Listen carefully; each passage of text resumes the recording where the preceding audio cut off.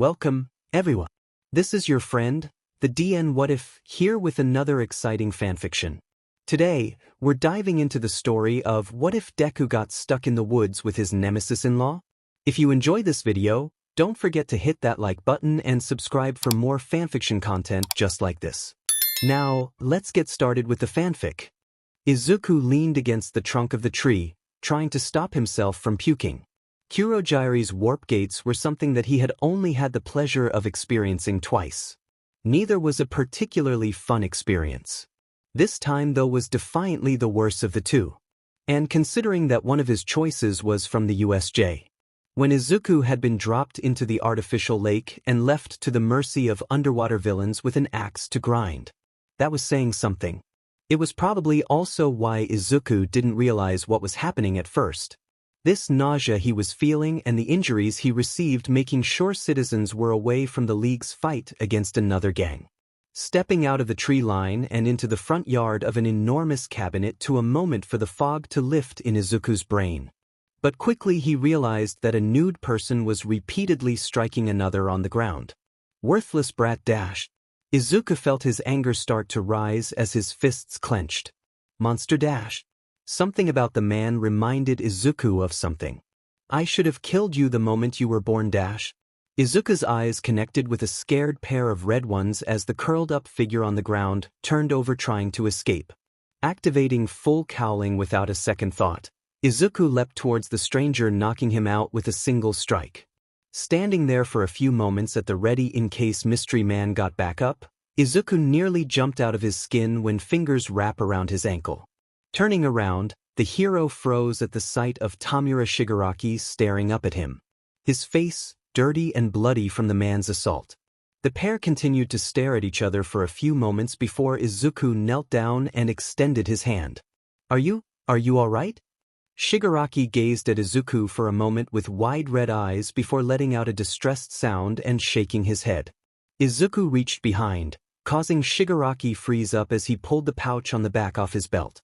Unclipping the first aid pouch he and Recovery Girl had worked on, Izuku pulled out some wipes. The hero stared carefully, wiping some of the dirt and blood away from around Shigaraki's head, wound and face. Shigaraki, Izuku said as the older male watched him, the entire scenario feeling familiar to Izuku. I know you're hurt, but we need to work together. I'm gonna go give the cabin a once-over, okay? Can you stay here while I do that? Terror rose in Shigaraki's eyes. The villain moved quickly and grabbed Izuku's arm in a tight grip. One finger surprisingly tucked against his palm. Looking closer, Izuku realized that Shigaraki's pupils were blown. The head wound was still beating, although sluggishly. If Izuku's talks with Recovery Girl were anything to go on, then Izuku would need to watch the villains very closely. Shigaraki, I think you've hit your head, Izuku spoke calmly. I need to ask you some questions. Can you answer yes or no for me? Even if you just nod. The Decay user sat silent for a minute, his mind processing before he gave a small nod. Izuku smiled. Okay, that's great. First, do you know where we are? Shigaraki looked around, his eyes narrowing on the cabin that looked vaguely familiar to him before he shook his head no. Izuku cursed his luck, or rather Kaminari's. He had been the one to send the stun charge at one of the villains fighting the League only for them to duck at the last minute, hitting Curogy instead. Now Izuku's only hope was that either the heroes found them, or the warp gate user remembered where he sent the pair. If the latter happened, perhaps Izuku could foster enough goodwill with Shigaraki to get a ride home and hopefully not get kidnapped or killed. But first thing was first. Tending to the injured. Do you remember how we got here? Shigaraki nodded. Did you hit your head when we landed? Izuku asked, met by another no. Glancing over his shoulder to the still unconscious man, Izuku looked back at Shigaraki. Do you know the man who attacked you? Shigaraki instantly tensed up his hands, releasing Izuku's arms to grab his head, letting out an anguished sound, nodding as he did. Izuku would never claim to like Shigaraki. The man had tried to kill his teachers, held him hostage, threatened to kill him numerous occasions. And kidnapped Kaken, the only person in the world who possibly liked the Decay user less than Izuku himself. Shigaraki was a monster, no doubt. But for him to be so frightened of someone sent liquid fire through Izuku's veins that the hero hadn't felt since. Oh, Izuku realized, looking down at Shigaraki, suddenly realizing why he was so angry. The decay villain looked eerily similar to Eri. An uncomfortable thought came to Izuku as he realized this. All Might had told him that All for One had taken in Shigaraki when he was very young. Had they never rescued Eri, could she have grown up to become just as unstable Shigaraki? Look, Shigaraki, Izuku said, standing up and holding his hands out to help the villain. I don't know who that man is. But I promise I won't let him hurt you. Shigaraki unsteadily rose to his feet looking at Izuku with wide eyes. His raspy voice answering a moment later. Her. Izuku helped steady the villain as the decay user as he stumbled a little. I'm sorry. Shigaraki stood up fully, answering again. Father. Izuku looked around for the hand. As much as the disembodied limb creeped him out, if it made the villain more cooperative, then Izuku would just have to deal with it. He might be in the bushes. After I take care of your injuries, I'll dash. No, the decay user growled, pointing at the unconscious man, his eyes narrowing slightly as he did. Father. Izuku whipped around and looked at the man a little more closely. There was a slight resemblance to Shigaraki. But a severed hand couldn't regrow the body it was once attached to, right? Turning back to ask the villain what he meant, Izuku was met with the sound of Shigaraki throwing up before promptly passing out. Asterisk, asterisk, asterisk, asterisk, asterisk. Kotoro awoke to the open sky and dull throbbing in his head. The last thing he remembered was finding Tenko and starting to punish him when something green came out of nowhere and hit him. Rubbing his jaw, the once deceased male sat up on the dirt, finding that while he was unconscious someone had placed a blanket over him to cover him up. Looking around, his eyes narrowed at the sight of a teenager with green hair sitting barefoot on a chair engrossed with something on his lap. Grabbing the blanket, Kotoro tied it around himself and stalked towards the boy, determined to find out where Tenko had run off. Clearing his throat, Izuku jumped at the sound. He nearly dropping the radio Hatsum had given him to field test before he left campus, looking up directly into narrowed dark eyes. Where is he? I'm sorry? Tenko, the man growled out the name like a curse. Where is he? Izuku tensed, standing there staring down at him like this. The man reminded the hero of Overhaul. I'm sorry, I don't know any Tenko dash. Tenko! Kotoro yelled the image of his own son's face as he murdered him, flashing in his mind. My son. The little bastard who killed my family and me. When I find him, I'm going to dash. Sir, Izuku interrupted loudly, cutting Kotoro off as he reached for his license and pulling it out. My name is Deku, I'm a hero dash. Kotoro grabbed the item out of Izuku's hand, scrutinizing every word. There was an altercation with some villains and we were transported here, Izuku explained. Making sure he was ready at a moment's notice for whatever may happen. This man shared the same temperament as Shigaraki. Izuku needed to be prepared. Does this place look at all familiar to you? Kotoro ignored the question of throwing the license back at Izuku. This is only a provisional license. You're not a hero. Izuku took a deep breath to keep calm. As I said, there was a fight, and we were transported here accidentally. I am working on increasing the range of my comms, however, that may take a while. In the meantime, may I ask your name? Shimura, Kotoro Shimura. It's nice to meet you, Mr. Shimura, Izuku smiled. I looked through the house earlier and found some clothes that might fit you. There's also a bathroom upstairs in case you want to freshen up. Walking over to the cabin's door and opening it, Izuku gave a mental sigh of relief that the door to the bedroom he had hidden Shigaraki in was still closed. As soon as the front door was closed, Izuku pointed to the second level where the largest room was. I left the clothes on the bed, Izuku said, pointing upwards. You can take the upstairs, I'll stay down here in the meantime. Kotoro looked around the cabin, his eyes narrowing on one closed door in particular. And you're sure you didn't see Tenko around here when we arrived? Standing up straight, Izuku gave the same innocent smile to the man he used to give his mother when she asked about the burns Kaken would give him. I can assure you, Mr. Shimura, I have never met anyone named Tenko. An old woman with dark hair and glasses was looking down at him with a strained smile. Now Tenko, what's with all this crying? Did you hurt yourself again? Tamura twitched in his sleep, long-forgotten memories starting to rise to the surface.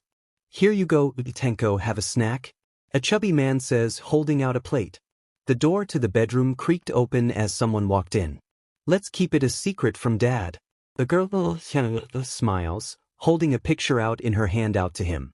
A hand reaches out towards Tamura's head. "Hey, Tenko, do you still want to become a hero?" Tamura gasped, eyes snapping open just in time to see a hand hovering over his face. Reacting on instinct, the decay user reached out and grabbed the limb, expecting to hear the sweet screams of pain. Only none came. Following the arm upwards, Tamura was surprised to see the UA brat Izuku Midoriya looking back at him nervously. The two stared at each other for a few tense moments before Izuku cleared his throat. "Could you please let go of my arm?" Tamura just narrowed his eyes and squeezed it tighter. "What are you doing here?" "Where am I?" "I'll answer if you let go," Izuku frowned. Tamura stared at the brat for a few more minutes, surprised by the display of backbone, especially considering their last meeting in Kyoshi. Releasing his grip, Izuku took back his arm, rubbing the limb, which would undoubtedly be bruised later. "Thank you. Now let's get you dash." A loud bang startled the pair. "Tenko, I know you're in there. Answer me, you little monster." Tamura looked around for the voice's source, the one from his deepest nightmares that scared him more than anything Sensei threw at him. Izuku watched Shigaraki grip the blankets tighter, fear making its way to his face. "Stay here." Tamura wanted to stop to say something but was rendered mute by another roar from his father calling for him. Instead, he watched the hero brat walk over to a door, close it behind him, and listen very carefully. Unfortunately, Tamura was deaf to whatever was happening on the other side of the wall. He could faintly make out the telltale sounds of some kind of fight happening along with screams of his given name and the word killer before everything suddenly went eerily silent. Ignoring the pain in his side, Tamura slowly slid off the bed, planning to escape. Making his way over to the window, Tamura was nearly at the ledge of the window when his legs gave out, and the villain collapsed onto the floor. Tamura's already spooked mind felt the walls close in on him when the door creaked open again. Reaching to grab something off the nightstand to defend himself with, Tamura missed the lamp, grabbing onto the tray the hero had brought into the room instead. Something wet fell onto the villain's head and started dripping down his face. Looking at his hands, Tamura felt sick at the sight of blood on them. Screaming, the villain's hands reached towards his neck, and he began fervently scratching himself. Izuku, quickly realizing what had happened, grabbed the decay user's hands to prevent Shigaraki from further mutilating himself. The pair struggled a little before Izuku threw his arms around Shigaraki's neck, ignoring the warm vegetable broth that was now soaking the both of them. The hero stayed like that, ignoring the pain in his back as Shigaraki scratched it. Eventually, Izuku felt the other had calmed down enough and pulled back. Izuku was glad to see that there weren't too many new wounds on Shigaraki's neck for him to bandage. Meanwhile, Tamura stared at the hero with wide eyes that eventually narrowed as he pushed the boy away from him with an angry snarl. "Don't touch me." Izuku rolled his eyes and nodded, offering his hand to the villain as he stood up. Tamura swatted it away and attempted to stand up himself. Unfortunately, the injuries he sustained from his father's assault and the broth on the floor caused Tamura to slip. Before he could hit the floor again though, Izuku caught the older male and moved so that one of Tamura's arms was over his shoulder as he helped the villain back towards the bed. Once Tamura was sitting down on the mattress, Izuku disappeared back into the bathroom and returned a second later with some towels, placing a few next to Shigaraki before silently cleaning up the mess. Tamura watched the boy for a few minutes before slowly reaching out for one of the fluffy towels, noting a bandage wrapped around his middle finger. That would certainly explain why his quirk didn't work before. "Hey," Tamura said, wincing slightly as he started using the towel on his hair. What happened?" Izuku paused in his task and looked back at the League of Villains leader. "Which part?" Tamura frowned and bit the inside of his cheek. Making the brat mad was usually fun, but he was the only thing standing between Tamura and his father. "I guess the whole thing." "Ah." Izuku nodded, taking a deep breath. "I was out on patrol with Aizawa-sensei when we came across you and the rest of the League fighting some other group. Tamura remembered the group, a bunch of low-level NPCs who thought they were some hot-up incoming villains. The meeting was honestly doomed from the start. As soon as the gang's leader opened her mouth, demanding that the League surrender. Then one of the male members had tried to grab Himiko. He had a lecherous grin on his face suggesting something about training her when Dabi lost it and sent a wave of fire out. Things quickly worsened from there. Eraserhead sent out a call for backup and ordered that another student and I keep civilians away. Izuku continued. I'm not sure how we ended up fighting against them, but Chargebolt tried to stun one. It accidentally hit Curogy instead as he was opening a portal. Chargebolt? Chargebolt? Tamura murmured, trying to put a face to the name when suddenly one popped in his head, and he lifted his hands, giving Izuku a thumbs up. The yay idiot? Izuku stared at the villain with a shocked expression before his hand covered his mouth. He nodded, trying to stop himself from laughing like Jiro did. Yeah, that's him. The portal got messed up and you tripped into it, avoiding an attack, and I fell in a few moments after. Tamura's eyes narrowed, remembering the ghoulish-looking woman attacking him. She was the enemy leader who went by the name Necromancer. Her quirk was unknown, but the rumors said that she was able to raise the dead. After I found? Izuku paused, his eyes darting towards the large, massive wardrobe that he had pushed in front of the door to keep Kotoro Shimura out of the room. Tamura gripped the towel a little harder, feeling the itch in his neck starting to return. It's called Dead Rise, Izuku spoke, his eyes narrowing slightly. Your father explained it to me. If the woman you fought gets a hold of enough of someone's remains, she can temporarily bring them back. Tamura felt the itch grow. How does he know what her quirk is? Knowledge of the quirk seems to be automatically given to the person or animal it raises along with their memories, Izuku explained. Taking his eyes away from the wardrobe, Izuku's green eyes looked into Shigaraki's red ones. I don't like him. Your father? That confession shocked Tamura. Whatever no Kotoro had done to make him mad must have been severe. That makes two of us. Izuku gathered the towels and stood up. This room connects to the bathroom if you want to clean up. I'm gonna go heat up some more broth so that you can eat something. Your ribs weren't broken, but they might be bruised. If we want to get back home, you need to recover your strength first. What about? Izuku gave a small smile, placing the toast and glass of water he had brought on the table next to the bed before pulling out 2 keys laced through a thin piece of string from his uniform. I have the only keys to these rooms, you're safe. Are you sure? Tamura asked, not sounding convinced. Why should a hero care if he was in danger?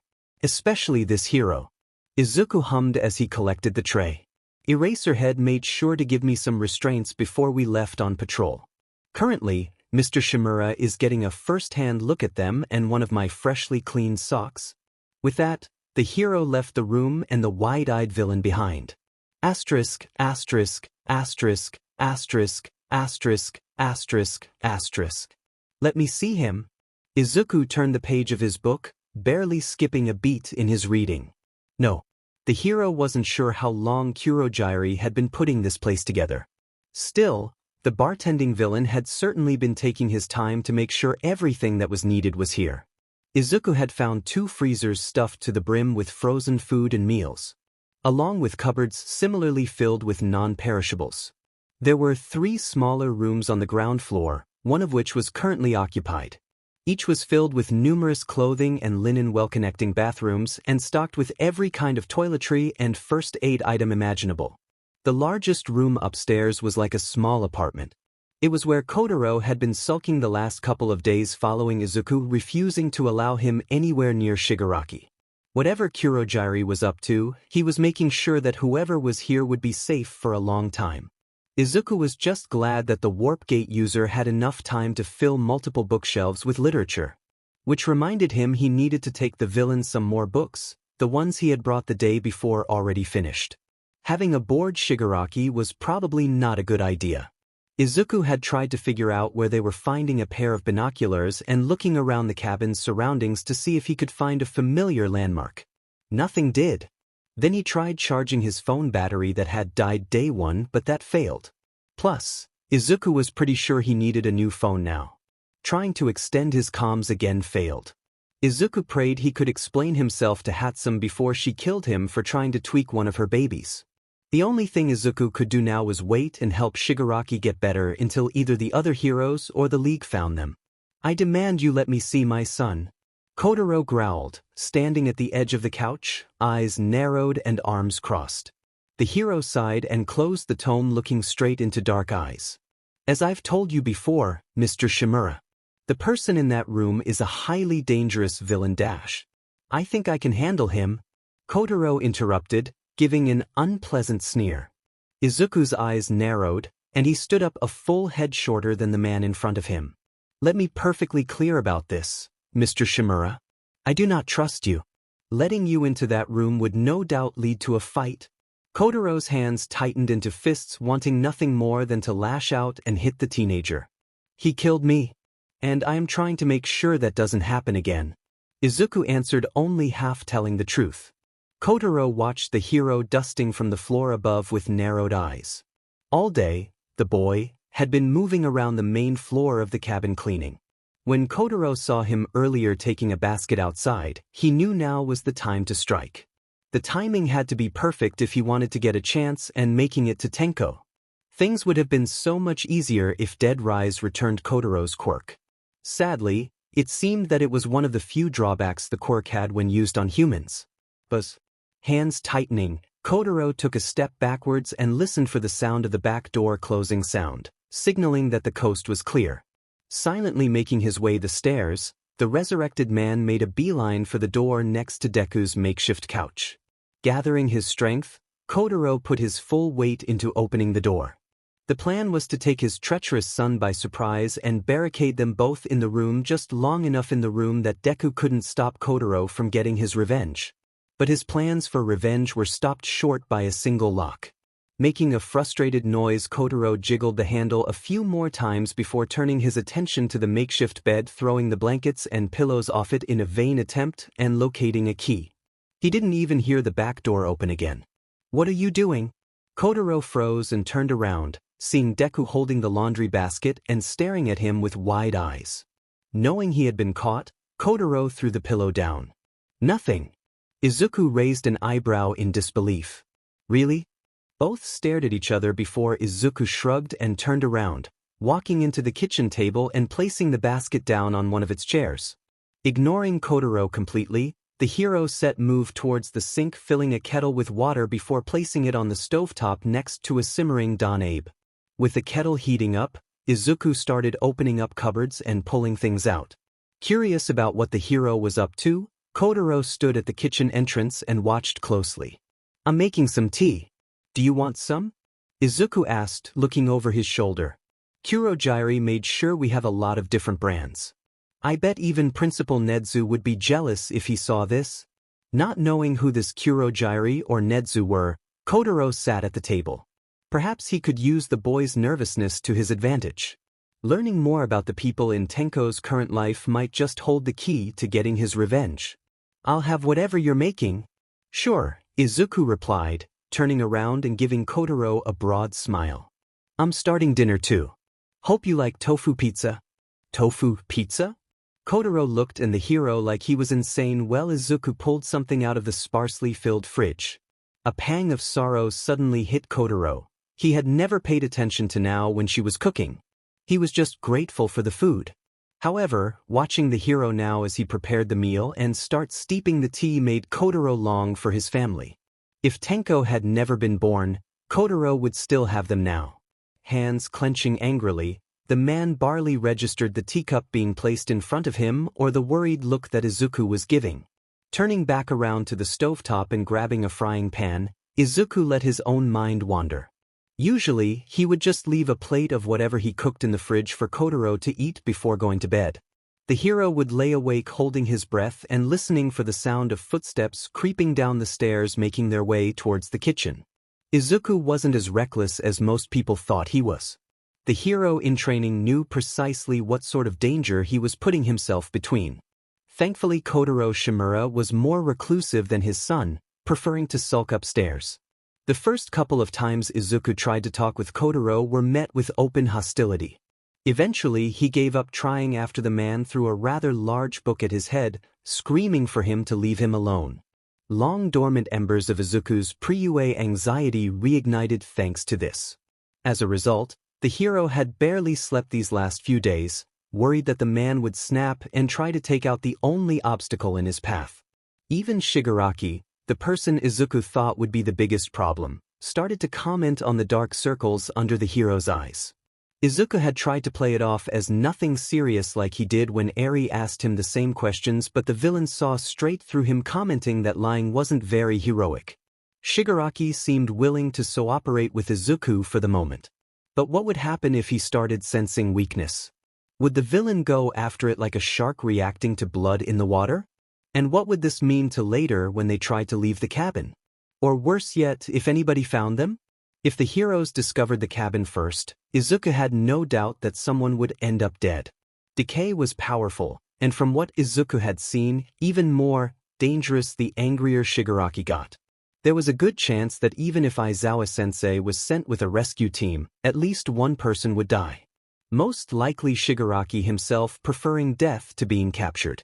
The League finding them also didn't seem like a good idea. At first, Izuku had thought that fostering some goodwill with Shigaraki might help him not get kidnapped or killed until he remembered about the League's other members.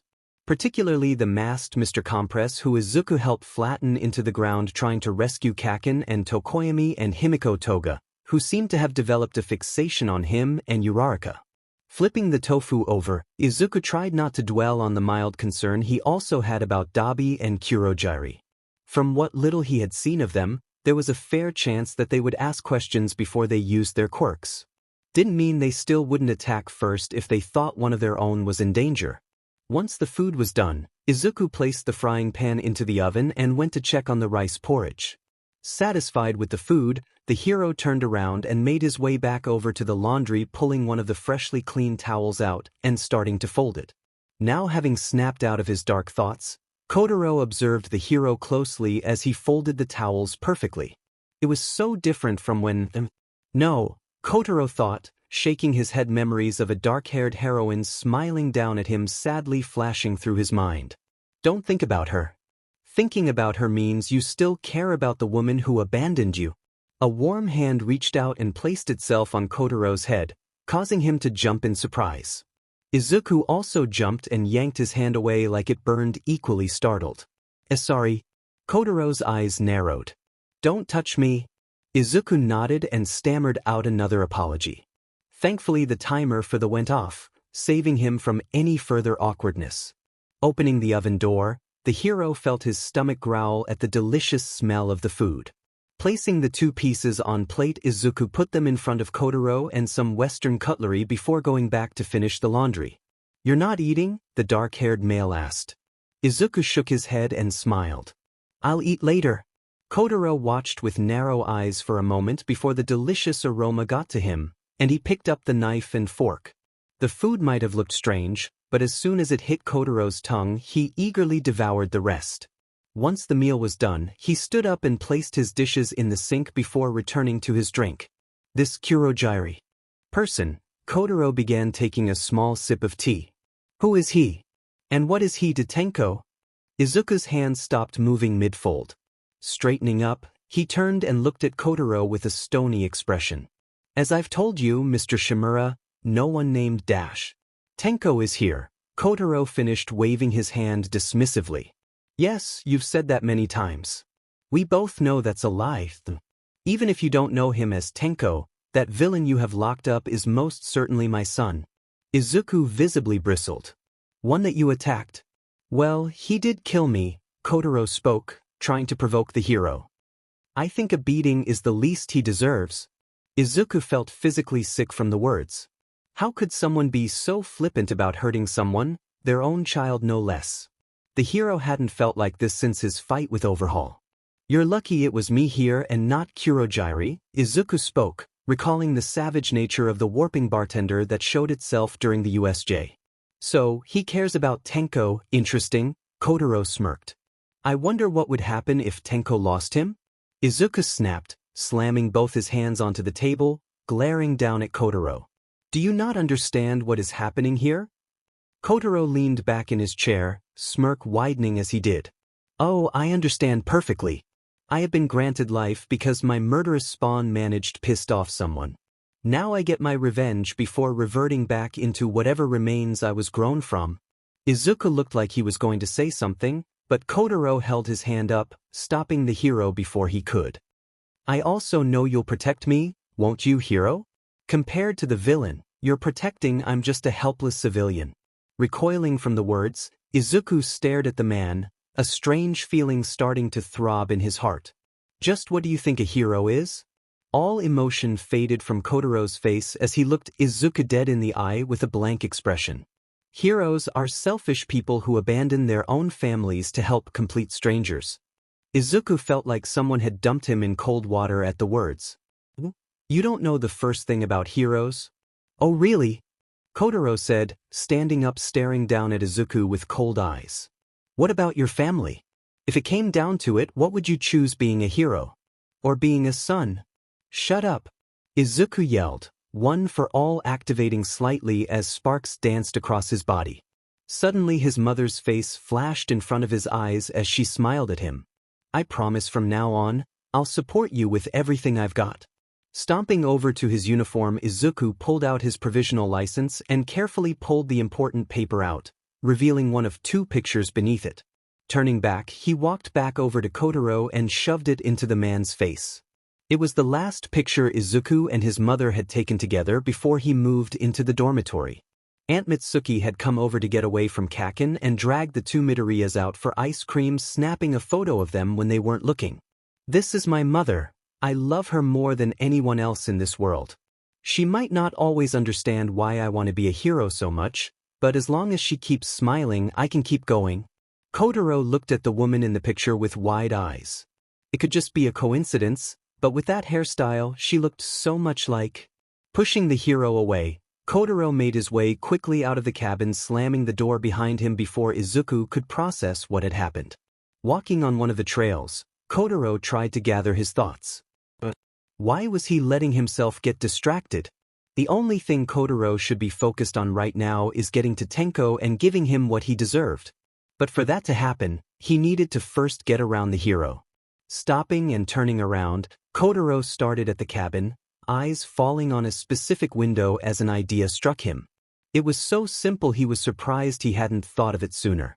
Perhaps the best way to get to Tenko wasn't going through the hero, it was going around him. No doubt, Deku would follow his usual routine of delivering food and books to the confined murder before cleaning up.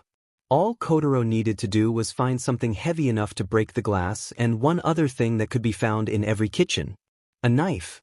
Tamura looked at his visitor from over his cards. He knew the brat was avoiding father. The yelling match the pair hadn't exactly been quiet. But it wasn't as though Tamura cared that they were fighting, mind you, he was just curious. Reaching out to pick one of the cards out from the hero's hand, Tamura turned it around and made a displeased noise when the smiling Joker stared back at him. You're cheating, the Decay user spoke, red eyes narrowing as he shuffled his cards around. You have to be. There's no way you're this good. Izuku snorted, reaching out and taking a card matching it with the one in his hand. You should try playing poker with Todoroki. Talk about a perfect poker face. Oh, Tamura grinned, leaning forward and taking another card. You do a lot of gambling in your fancy new dorms. Go Fish gets boring after a while, and it's not like we're betting money. Izuku blushed slightly. Chores, on the other hand. Tamura nodded sagely. Try playing blackjack with Dabi or Mr. Sometime for Dash. A blunt bang interrupted the pair, startling them both. Falling back onto his training, Izuku got up and started investigating the room and washroom.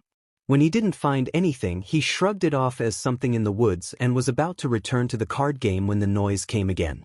Looking at Shigaraki, the villain shook his head before the noise came a third time, and both eyes turned towards the only other entry point for the room. The window. Walking over to it, Izuku saw the blurred face of Kotoro Shimura just on the other side of the closed curtains. Turning towards the recovery Shigaraki, the curly-haired boy gestured towards the bathroom. Quick! Hide in the bathroom. Red eyes narrowed at the hero's words. Obviously, the brat forgot who he was talking to. He was Tamura Shigaraki, the rightful heir to the greatest villain of all time, all for one. Leader of the League of Villains.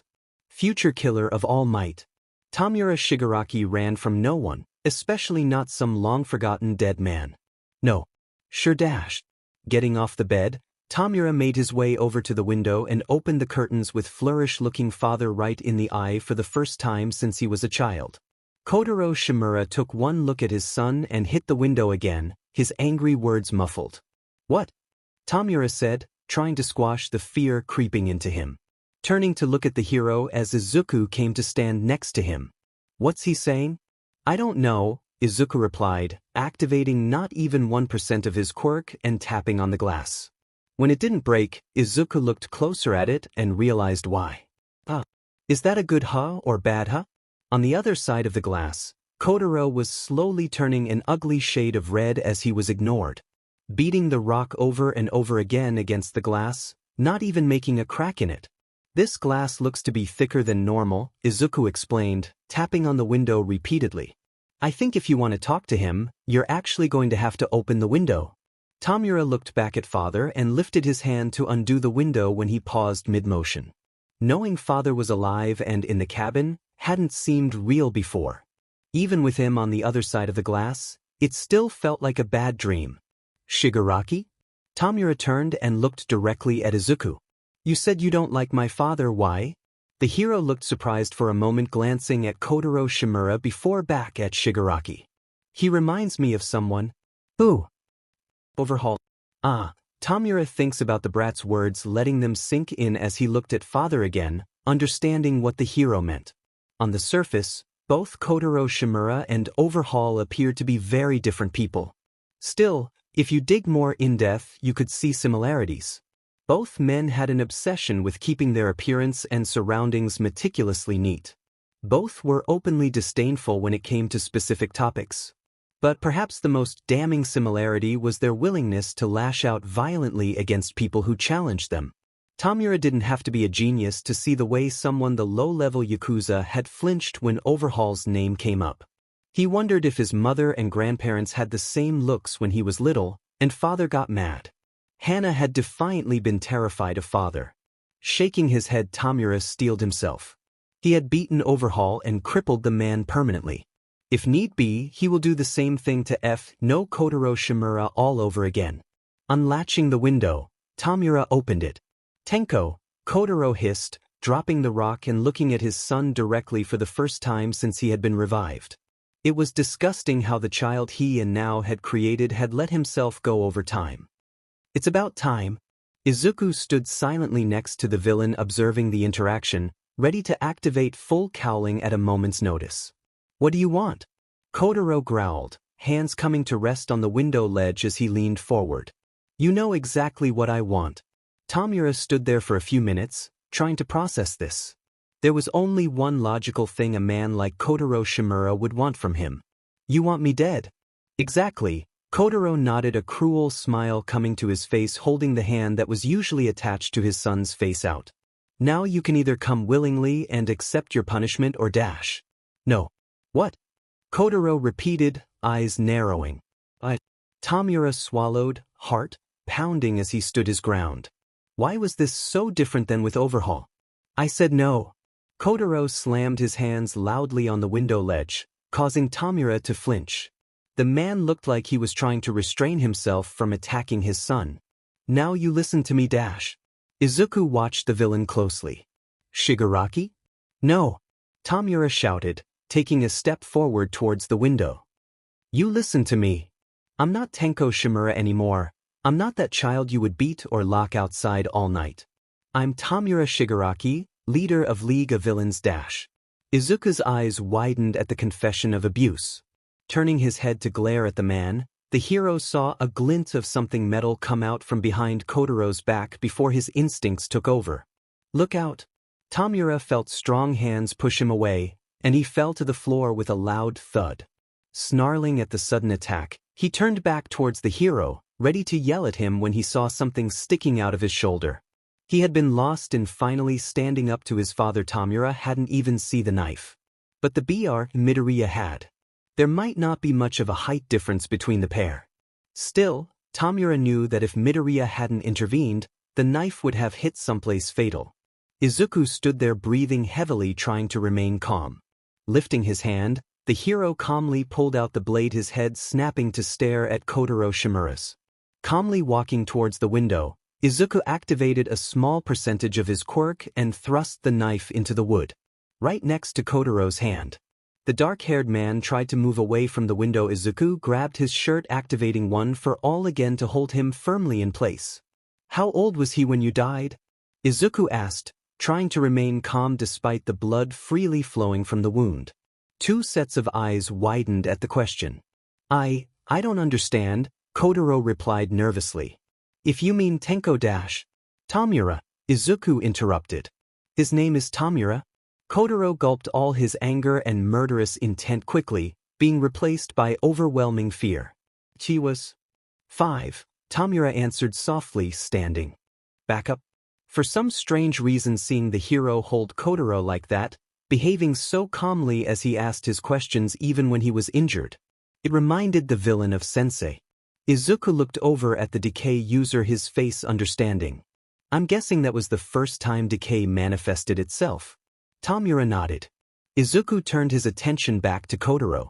"Were you aware, Mr. Shimura, that out of 100 cases involving quirk manifestation, 93% of children end causing some type of injury or death?" Neither man said anything, too surprised by the number to utter a word. So Izuku continued, his fist tightening as he did.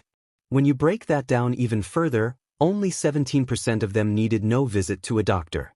However, 53% did. Most often they caused themselves, a family member or another child permanent injury or scaring." As Izuku spoke, a group of people arrived on the cabin's front lawn, hearing sound and moving to investigate the commotion. But the saddest thing is that 23% of children end up killing someone accidentally. These children don't mean to, or even understand what is happening. Izuku pulled Kotoro down slightly, so they were now staring at each other directly. "Do you understand what I am saying, Mr. Shimura? Nearly 1 out of every 4 children has to live with something they couldn't control." Kotoro's eyes narrowed as they flicked to Tenko, remembering that smile on his face as the small body leapt onto his chest. He remembered the smell of the bloody hands, his family's blood, as his face was covered, and he felt himself slowly die. He knew exactly what he was doing to me. I reached out, Tamura yelled, finger lifting towards his scar, pointing at it. "I needed help." Me. Izuku stared, getting a full understanding of what had happened that night. He had once had a similar conversation with Eri about when her father was rewound. Decay was just as powerful as rewind, and Shigaraki probably didn't understand what was happening around him when it manifested, just like Eri hadn't. Perhaps a young Shigaraki had grabbed onto a family member out of fear, and the quirk spreading through everyone before he could stop it. Perhaps he touched the ground unaware of the destruction he was causing. In the end, though, the young boy was left alone, reaching for help, and was instead met by violence. Aizawa-sensei had gone through cases with 1A about kids using their quirks for the first time. Sometimes not understanding what was happening caused children to disassociate from reality. If Kotoro struck Shigaraki well, he was in this state, then Izuku could safely conclude that a flight or fight instinct took hold.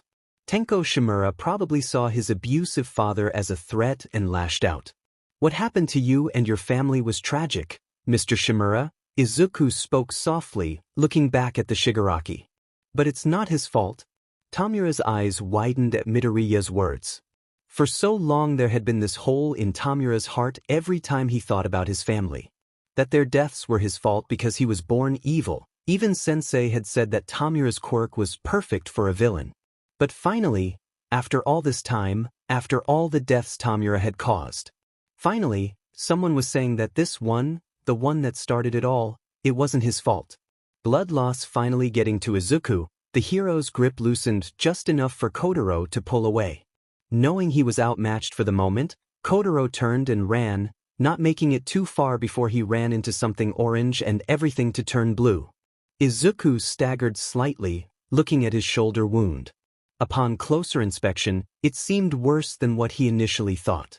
"Are you Tamura began cautiously putting on finger on the hero's shoulder only to have Izuku crumble to the floor as soon as he did. Oh fuck. Izuku chuckled up at the villain. I think removing the knife was a bad idea. Yeah, no shit, Tamura said, grabbing the closest thing he could and pressing it to the wound. The decay user was happy that he had decided to keep replacing the band-aids on his fingers. Otherwise, this would have become a bigger mess. Come on, don't die on me. I want to hear more quirk statistics from you. And our game isn't over yet? Izuku chuckled. Nobody ever wanted to hear about his statistics. As fun as that all sounds, a calm voice came from the window. I think I want to know more about why you're shacking up with a hero, boss. Turning to the window, Tamura's eyes widened at the sight of nearly the entire league standing there looking at him with various amused or concerned expressions. Tamura Shigaraki, Curogy's deep voice came from behind him. What are your orders? Tamura looked at the hero who had a pained look on his face, then at his friends? Family? Subordinates? Fix the hero up first. Then I'll figure out what to do with him. Izuku barely heard the words or felt someone with warm, rough hands picked him off the floor, the high-pitched sound of giggling following them as he passed out. The one-for-all user only thought before falling entirely unconscious was if Aizawa-sensei or Recovery Girl would be mad at him for getting hurt again. Tashinori walked deeper down the sterile white halls into the very lowest level of Tartarus. Past Muscular and his savage grin, Overhaul's cold clinical gaze and Stain's judgmental eyes. With no new leads and Izuku still missing, things had finally reached the point where someone suggested they try asking All for One for help. At first, Tashinori refused to even entertain the mere thought of meeting with the monster. But Inko's crying face had been what finally pushed the former number 1-2 into coming to the prison. When he had gotten the phone call from Aizawa telling him that Izuku had fallen through a portal with Tamura Shigaraki, Tashinori honestly thought he felt as though the cold fingers of death itself had gripped his heart.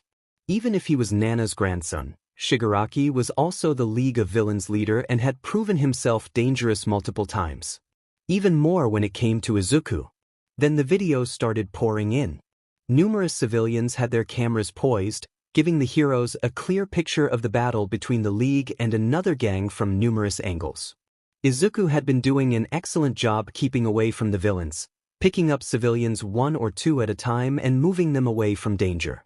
Young Kaminari acting as a backup for his classmate, sending out bolts of electricity whenever a villain got close to someone. Things had been going so well until a bolt sent at one of the attacking villains ducked and instead hit Curogy. Judging from Netsu had said, the shot should have just missed the warp gate user. However, the metal brace he wore attracted the electricity towards him instead. The already opened warp gate visually shuddered for a moment just before Shigaraki and Izuku fell inside before closing. The top hat-wearing villain, Mr. Compress, then grabbed Curogy ordering a retreat. Dabi turned and sent out a massive wall of fire as cover. When it was finally put out, the League was gone, leaving only a couple of burning corpses behind the people they had been fighting. Tashinori nodded at the guards who stood on either side of the room, taking a deep breath as he walked inside. All Might, All for One grinned his head, lifting up to look at the former hero. Or is it Tashinori Yagi now?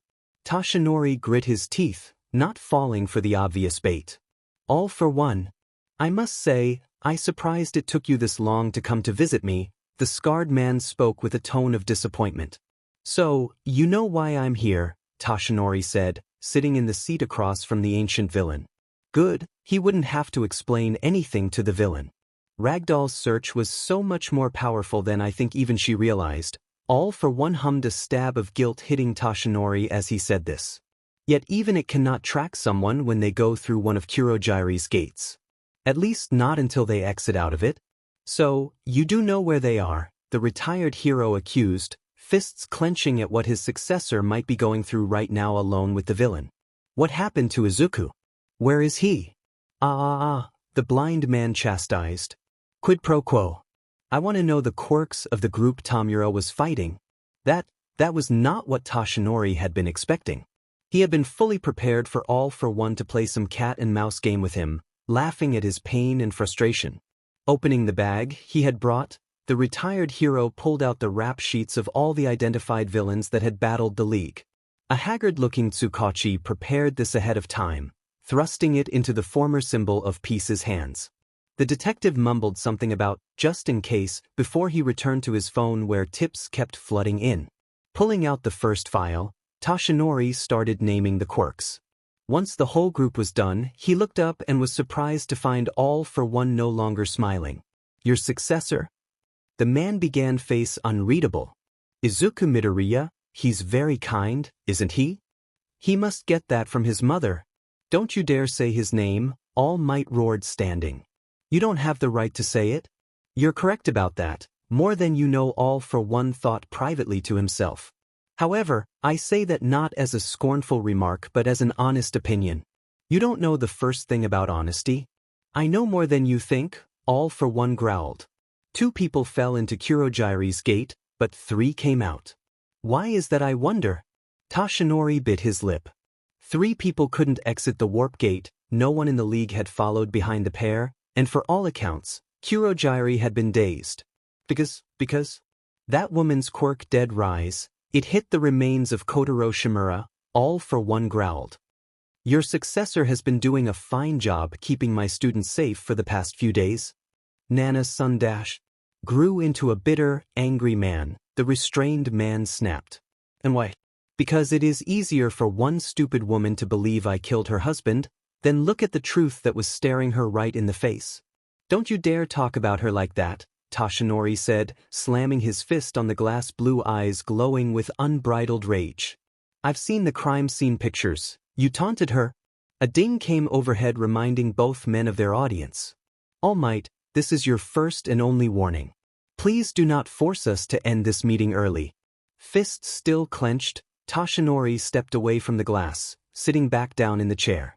Anybody who knew the whole story could see the start who had murdered Nana's husband. The man had been stabbed 5 times in the chest and left alone to bleed out. However, before the attacker had left, they had taken some of the blood and written, "Give me what I'm owed," on the wall. All for One had killed Nana's husband in an attempt to get one for all from her. Let me tell you something about Nana Shimura's saintly husband, All for One growled. He cared for his wife and son, but gambling was his true love. What? Oh, you hadn't heard, All for One grinned viciously.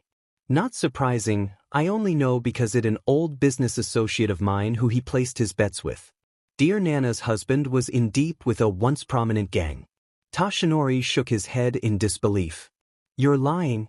Ask Gran Torino if you don't believe me. All for One spat the old man's name like a curse. He had quite a few cases go cold. Seems stealing information from your hero wife and selling it to the highest bidder is a great way to square your debt. At least until you get too greedy, that is. But I might be a monster, the villain said, leaning forward as much as he could. But even I would never stoop so low as to kill a man while his child slumbers in the next room. Blue eyes narrowed. I'm sure Tenko Shimura would agree. Something to say, All Might? The blind man provoked. You raised an innocent child to be a weapon. Toshinori condemned, recalling the meager possessions of Tamura Shigaraki they had pulled from the bar. Aside from a few gaming devices, the young man owned very little in this world. If you really didn't have anything to do with the death of Nana's husband, you should have put the boy into a safe home and washed your hands of him. What makes you think I didn't? That took Toshinori by surprise, rendering him speechless. I had a plan, All for One spoke. After the trauma Tamura went through, he needed time to readjust. Would you even believe me if I told you that he wandered around for days begging for help? It was just sheer coincidence that I saw him. That day back when All for One was still whole, he had been meeting with a former political ally when he saw a child being pushed away by a young family. Something about the way the wife had screamed when hands reached out for help had rubbed him the wrong way, so he had followed after the child. The boy wandered for hours, reaching out for help only to be rebuked every single time. Finally, he had staggered under a bridge where a crudely made shelter had been made and wandered inside. All for One could still hear the screams of the man who hit and cursed the child for invading his home. All for One stepped in then, killing the man without a moment's hesitation and offering Tamura his hand. The boy had started crying and tried to stand up, but his little legs just couldn't anymore. All for One went to go pick him up, but the boy flinched, curling into himself, not wanting to hurt his savior. It took some time to figure out, but as soon as All for One knew that Tamura needed all 5 fingers to activate his quirk, he had shuffled his coat off and wrapped it around the child, picking him up. All for One plan was simple: to take Tamura in, help him get control of his quirk, and introduce him to his wife and son when the time came. Only a treacherous underling had gotten to the boy first. If that had never happened, All Might would have never gotten his chance to. Izuku pushed Tamura away, the blade of the now identified Kotoro Shimura burying itself in his shoulder. All for One gasped, pushing search to its limit a moment later and watching the young hero very closely as he pulled the knife out of him. Ignoring All Might demands to know what was happening, the villain watched in slight awe as the boy activated One for All and thrust the blade into the window frame. Toshinori beat on the glass furiously. He knew this might end the visit, but All for One was seeing something the hero was sure of it. "Hey!" Toshinori yelled, trying to get the man's attention. "What are you seeing? Is Izuku okay?" The guards entered a moment and made their way towards the former hero, One taking his shoulder. "Please, sir, I have to ask that you come with me." Toshinori whipped around and gave the men a pleading look.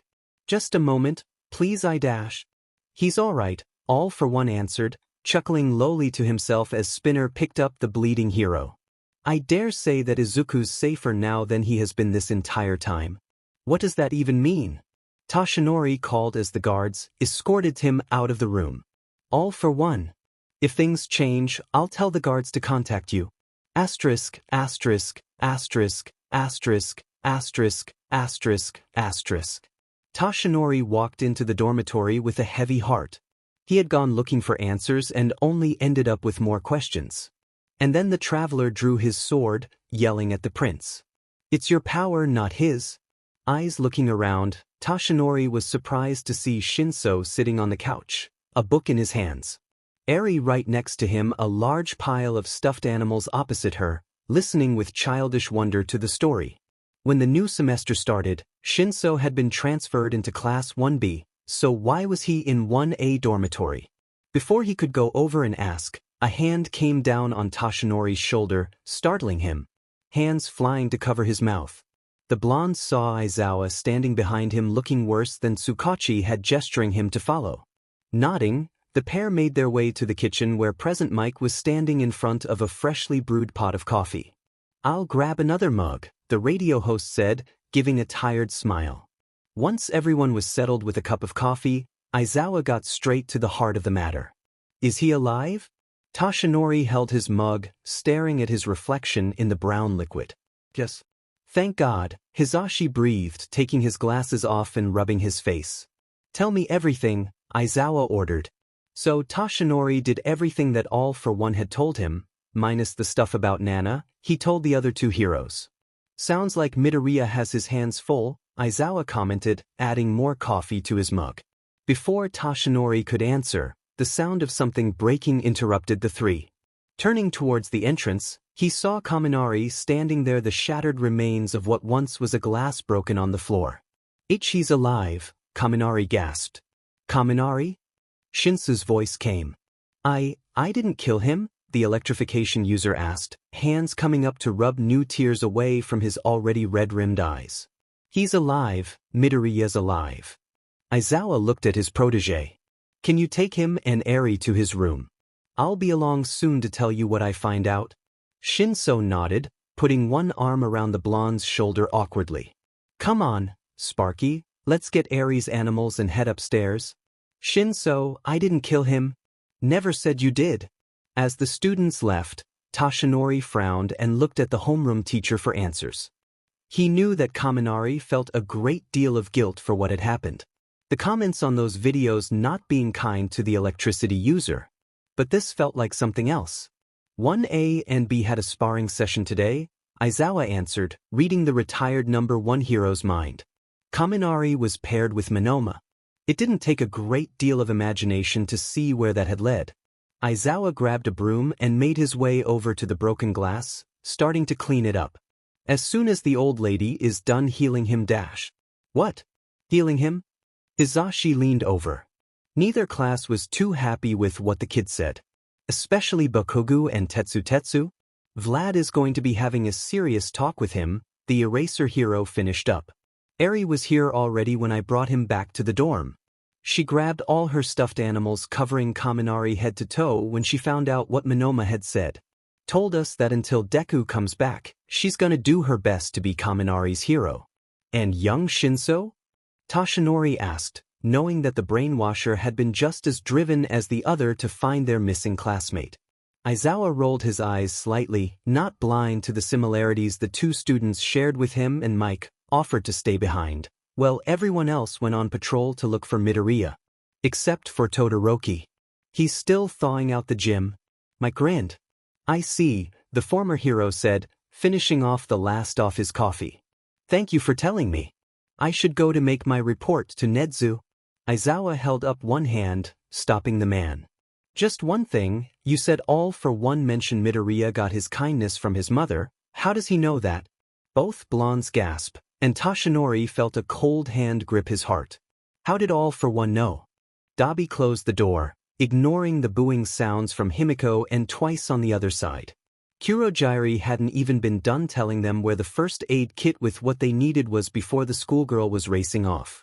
Even though he might not always act like the brightest bulb, Dabi still knew better than to let Himiko in the room with her newest crush.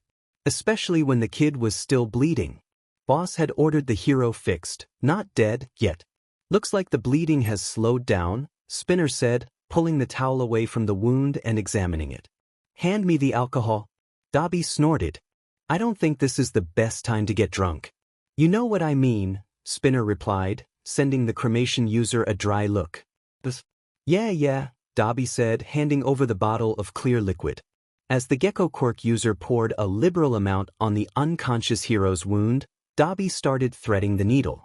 Once everything was ready, he handed it over and watched closely as Spinner started stitching up the opening closed. It wouldn't be the prettiest patch job, but it would get the job done. Who knew you being such a fanboy could come in handy, Dabi teased, referring to Spinner's homemade stain outfit. Or that you could sew so delicately with those huge hands of yours? Spinner looked up from the wound with narrow eyes. People whose idea of first aid means a staple gun and a bottle of Jack have no room to talk. Touché, Dabi said, reaching out and touching one of the boy's hand. Finding it colder than it should be, he frowned. Looking up at the kid's face, Dabi saw that while it was still extremely pale, his lips were starting to turn a bluish shade. Shit. What? Spinner said, passing the needle through the flesh of the hero's stain, acknowledged again. How close are you to being done? Dabi asked seriously. Just a couple more. Why? Dabi looked at the kid, at Spinner, then finally back at the kid again. He had been involved with enough stabbings to know what might was coming. Shrugging off his jacket, Dabi got up and pushed the swordsman to the side slightly. Hey! Spinner cried, trying to keep the thread from pulling too much as Dabi pushed the kid up and settled behind him. What are you doing?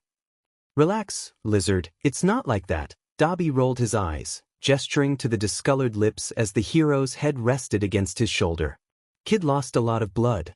If we don't keep him warm, he might go into shock. Oh. A few moments passed by as Dabi readjusted the kid a little to make it easier for Spinner to continue. When they finally found something that worked. Thank goodness the kid was unconscious, or this would have been awkward to explain why Spinner was half hovering over him. With one last tug, Spinner held out his claw and cut the thread, pulling back, examining his work, eyes widening when a pair of glassy green ones stared back. A Dabi, Spinner said, backing away slightly, hands raised. Kid's awake. Dabi tried to pull away, but a hand reached out and grabbed him. And go. Even though it was half mumbled, Dabi had a good idea what the kid was saying. Sorry kid, but I gotta go tell the boss that you're not dying anymore. So you gotta let me go. The boy shook his head. Spinner rubbed the back of his head. You want me to tell Shigaraki and the others for you? Shig-ki, the kid mumbled again, lifting his head, unfocused eyes seemingly searching for the decay user. Safe? The two villains shared a look with each other. Yeah, brat, he's safe, Dabi answered, glancing at Spinner and lowering his voice. Go grab the blankets, would you? Can't have him freezing. Well, we join up with the others. Spinner nodded and walked over to one of the dressers and started searching through the drawers. Meanwhile, the hero somehow moved, confining Dabi's left arm in a vice grip, a dopey look on his face as he looked at the villain. Told you? Dabi lifted an eyebrow. Oh yeah, and what exactly did you tell me? Your quirk, the kid smiled, hugging the arm a little tighter. Not his campfire. Turquoise eyes narrowed slightly and flicked over to Spinner, who was still opening drawers, not paying any attention to the pair. Leaning down slightly, Dabi felt his throat tighten. What's my name? The hero gave a delirious smile, exclaiming. Todoroki. With a speed that would have made hawks jealous, Dabi jumped up from the bed and moved away from the hero. Spinner, who had jumped from the sudden noise, looked at his teammate with confusion. Did he just call you Dash? Shut up, Dabi hissed, taking the blankets from the gecko's arms, practically burying the kid in them, who thankfully had passed out again. Dabi? One word of this, Dabi warned, lighting his hand up. And we'll see if lizard really does taste like chicken. Spinner put his arms up, knowing better than to push. Fine. Just don't bring that whole chicken thing up to you-know-who. I don't want to get involved with whatever shit you two get up to alone. Dabi snorted but wisely said nothing. Asterisk, asterisk, asterisk, asterisk, asterisk, asterisk, asterisk. Tamura sat on one of the other main floor's couches, watching the door where Spinner and Dabi lay just beyond. The pair were the closest thing to medics the league had, and Tamura wanted to keep that a secret. Horrible as it may have sounded, the decay user hoped that the hero stayed unconscious while the pair worked. Not because he was worried about Midoriya or anything. That would be insane, right? Tamura Shigaraki, Curogy's deep voice came, drawing Tamura out of his thoughts. I believe we have much to discuss. Yeah. I could care less. Twice animatedly spoke, hands on hips. Toga sat on a chair next to Compress, golden cat-like eyes watching him with a knowing smile. Are we gonna recruit him? We should kill him. Himiko perked up at the sound of potential violence. We are not killing him, Tamura ordered, quickly surprising even himself. Tamura really wasn't sure why he didn't want to kill Izuku Midoriya. Before this whole experience, he would have ended the brat's life in a heartbeat. But that was before Kotoro Shimura had returned to the picture. And speaking of father, did anybody see a man running away earlier? Everybody looked at Mr. Compress, who lifted his hand, a blue marble clasped between his fingertips. Such a rude man, the magician tooted. He nearly bowled over us trying to run away. I take it, his fear was your handiwork, Tamura. Bet he saw your face, boss. Dabi's voice came as he and Spinner stepped into the main room. Dabi's once white shirt was soaked in blood as he put his jacket back on. And before you ask, yes, the brat is fine. Save for any infections he should pull through. Ah, Dabi, Himiko said, sliding up to the cremation user, hearts in her eyes. Give me your shirt. It smells so good. Gross, Dabi responded, pushing the girl away with a single finger. Go bug the lizard. Himiko pouted but turned to the swordsman. Spin. No. But Dash. I said no, the gecko quirk user said, shuffling away from the schoolgirl's grabbing hands as she tried to yank the less bloodied clothes off him. Hey, stop that. Content in the chaos he had unleashed, Dabi sat down on the couch opposite of Tamura as Twice joined in on the anarchy. You want to tell us what the hell happened? The cremation user asked. You're not exactly the type to be hanging out with heroes. Well, getting stuck out in the middle of nowhere tends to put a damper on killing someone, Tamura retorted. Especially when you're hurt. Tamura Shigaraki? Curogy said, neck extending as he inspected his charge. You did not mention you were hurt? Tamura felt himself something inside him shrivel up under the yellow eyes. It wasn't that bad. Curogy's eyes narrowed. Was it that hero? No, Tamura defended, feeling his neck start to itch. Turns out that bitch necromancer really could raise the dead. Raise the dead? Compress asked, suddenly realizing something was clearly absent from his young leader's face. Tamura, where is father? Even the trio fighting on the floor paused to look at Tamura curiously. When the decay user wasn't wearing the disembodied limb, you could always find it with him, like a child with their favorite toy. Feeling uncomfortable under the stare's weight, Tamura got up without a word and walked out, slamming the door behind him loudly. Kuroji's eyes narrowed at the magician. Please place that marble somewhere safe, Mr. Compress. Later I would like to have a talk with its occupant. The magician nodded solemnly, and with a flick of his wrist, the marble disappeared. Following his charge outside, it did not take Kuroji long to find him. Tamura was sitting on the same large boulder he would spend hours upon as a child. Sensei had only ever brought the pair here once, but the boulder quickly became the boy's favorite spot. It was large enough that the entire league could lay on it, and it offered a breathtaking view of the lake in the distance as well as the forest that surrounded them. Neither male said a word for a while as Kuroji came to stand beside the large rock until Tamura turned to look at Kuroji with questioning red eyes. How are your injuries? Somewhere deep inside the warp gate user, a warm feeling blossomed at the concern. Being electrocuted is not something I enjoyed. However, it appears to have had no lasting damage. That's good, Tamura nodded. Tamura Shigaraki, if I am. Kuroji began trying not to anger the child who had been left in his care for almost all of Kuroji's life. How are you holding up seeing Kotoro Shimura again? Tamura flinched at the name. How do you know that name?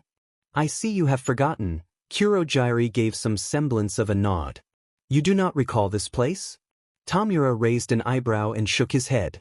Not surprising, I suppose, given what happened, the warp gate user said. This place is one of Sensei's personal safe houses. We brought you here after a former employee of his attacked you. The confession took Tamura by surprise. What?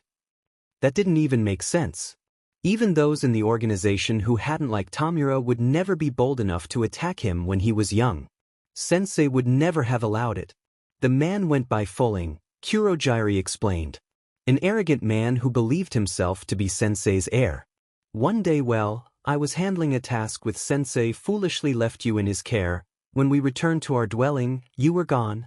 But you got me back, Tamura insisted adamantly.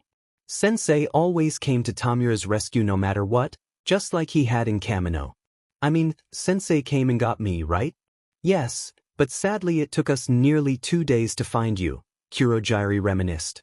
2 days of walking on eggshells around all for one. The villains struck out at anyone, allies and enemies alike, without hesitation trying to find young Tamura. When we finally did you had been trapped inside his quirk for longer than anyone else ever had. He could create a field where your worst nightmares came to life in front of you. Thankfully I was unaffected by the quirk, so I stayed by your side while Sensei dealt with him. You know then, Tamura whispered, looking defeated. You both do. Sensei, the man who had given Tamura everything, must have felt so disappointed by what he saw that day. No wonder he disappeared for weeks. He probably couldn't stomach having such a week. I know what you must be thinking, Tamura Shigaraki. But neither of us felt any dissatisfaction at you, Kuroji interrupted, one misty hand coming to rest on the younger man's shoulder. I felt rage towards Kotoro Shimura and happiness in the knowledge that he was dead. But Sensei is a complicated man, Kuroji interrupted. His motives and feelings are well beyond my understanding. He could have taken Fulling's quirk before dispatching him but chose not to because he did not want to scare you with it. He didn't? Kuroji nodded. Rest assured that while you were recovering, he made everyone painfully aware of the consequences that would fall if it happened again. Something inside Tamura loosened in relief, and he nodded, moving over slightly so Kuroji could join him on the rock. Tamura wasn't sure how long they stayed there side by side. All he knew was that this was the safest he had felt in a long time. Izuku's eyes snapped open suddenly. Looking around, he saw that he was floating in the sky above city lights below, twinkling ominously. In the background, far off in the distance, he could hear a child crying. I never had a child. He doesn't exist. Izuku turned around and saw a woman, one he'd seen before in another dream. Her face was as though it was carved from stone save for the tears running freely down her cheeks. Sorahiko, I never had. I never. The woman sagged and broke down as a man dressed like Gran Torino came to stand next to her, holding and supporting her tightly as she wept. Reaching out to the pair, Izuku saw his arm covered in a black mist save for his hand. Realizing where he was, Izuku looked back at the pair only to find them gone. In fact, everything he had just seen was gone, and he was floating alone inside a dark void.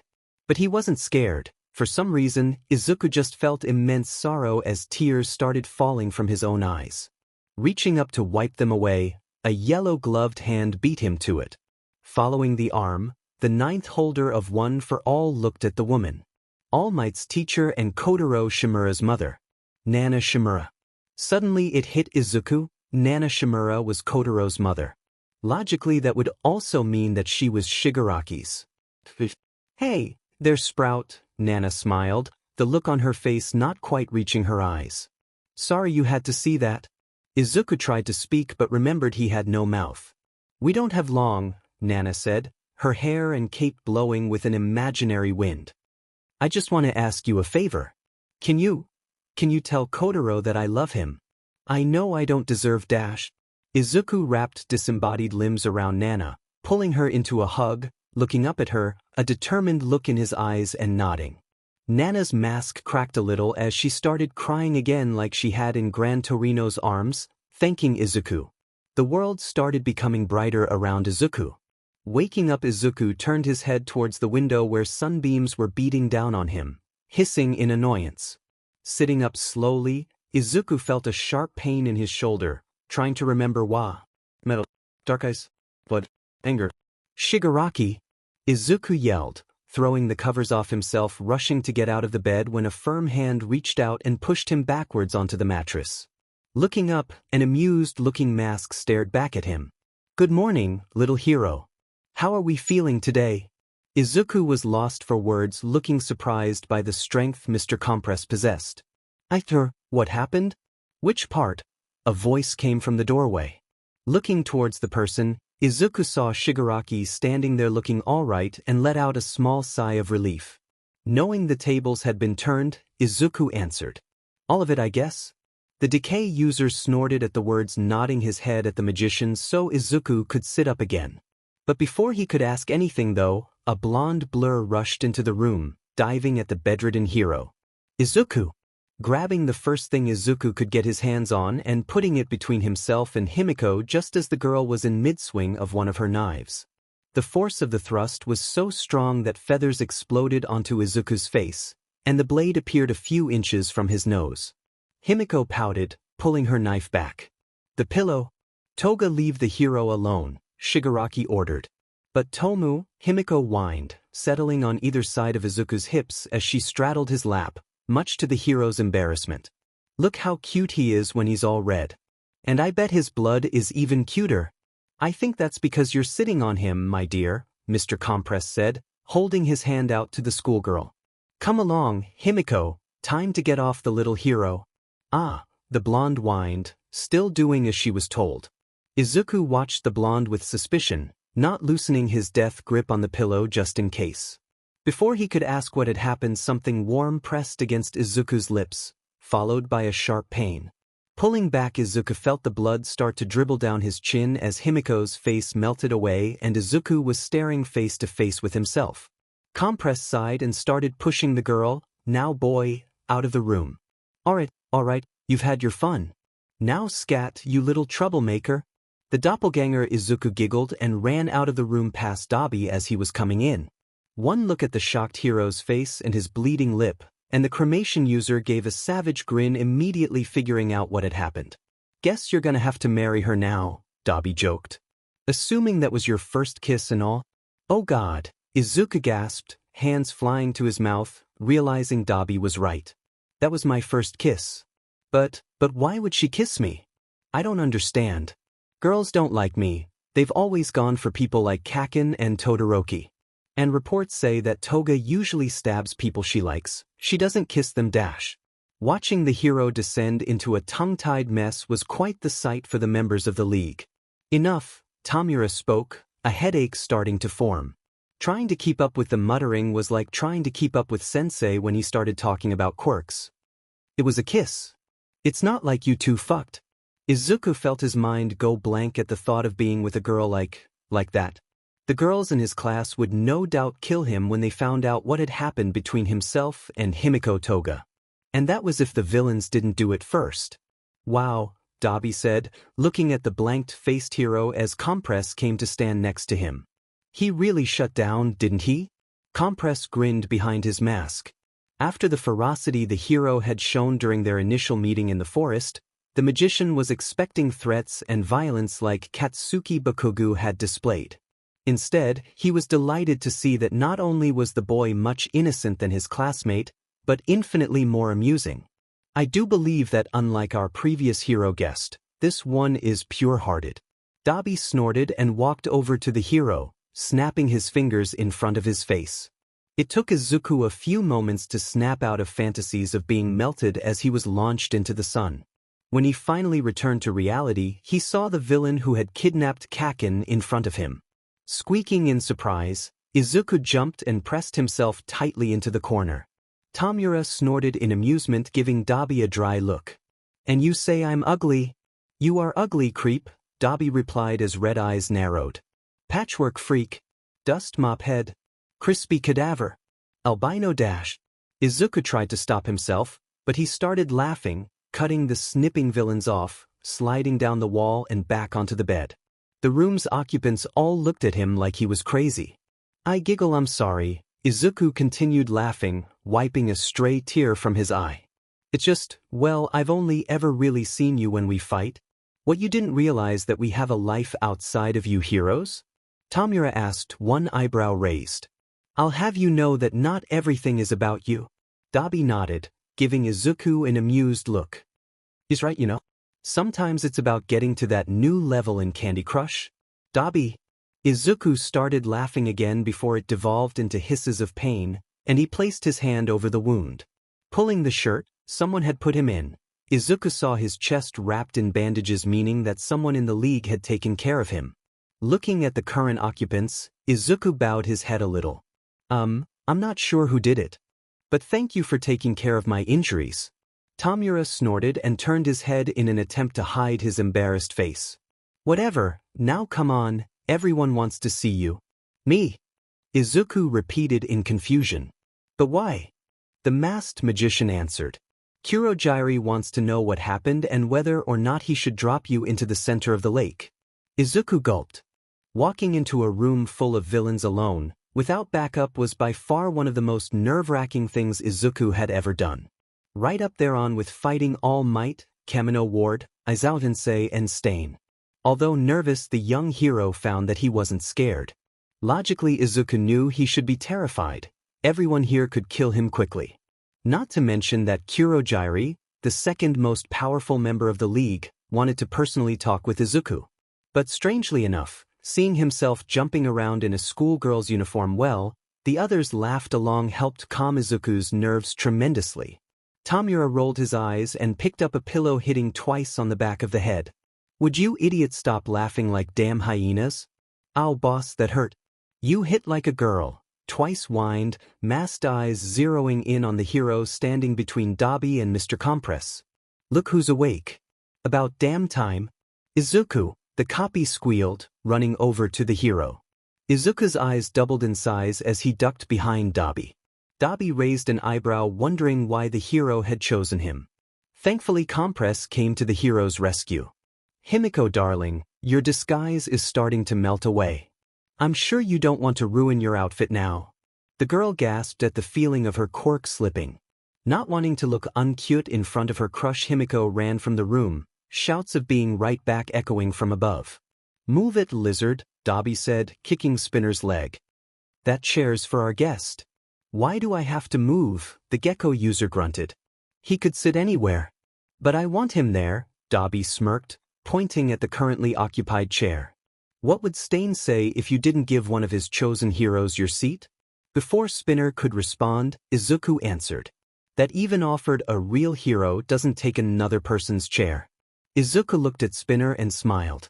"I can sit on the floor if there aren't enough seats."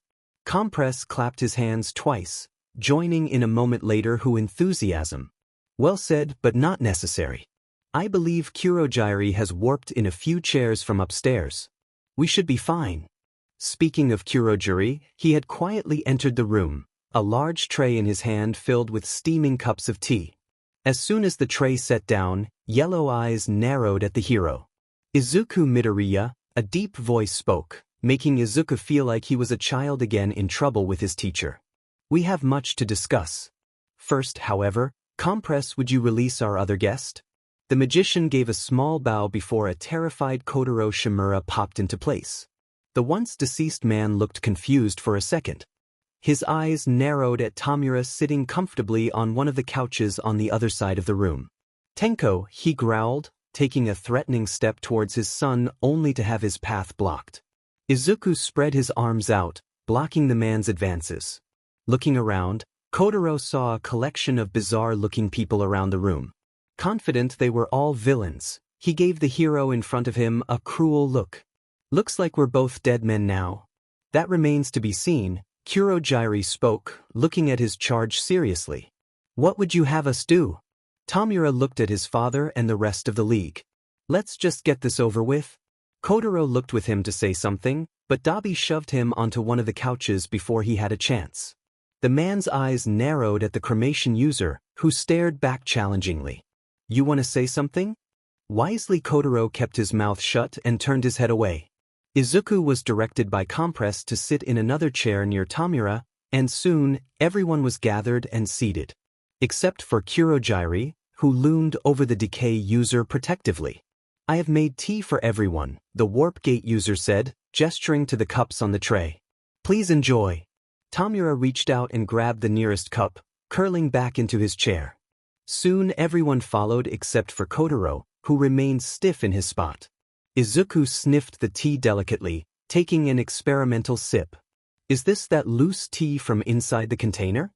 That is correct, Curogy answered, looking surprised. I take it you are the one who has been drinking it? Oh no, Izuku shook his head, blushing slightly. I was drinking the bagged ones. I actually was giving it to Shigaraki with his meals. Really?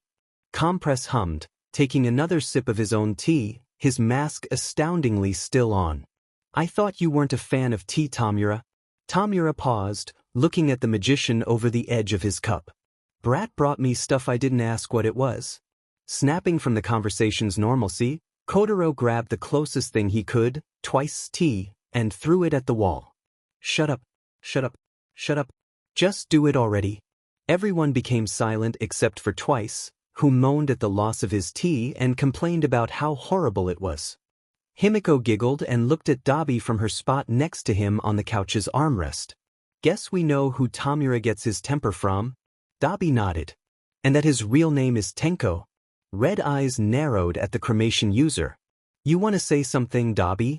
Nope, Dabi replied, putting his empty cup back on the tray. Looking at Shigaraki's father was like endeavor.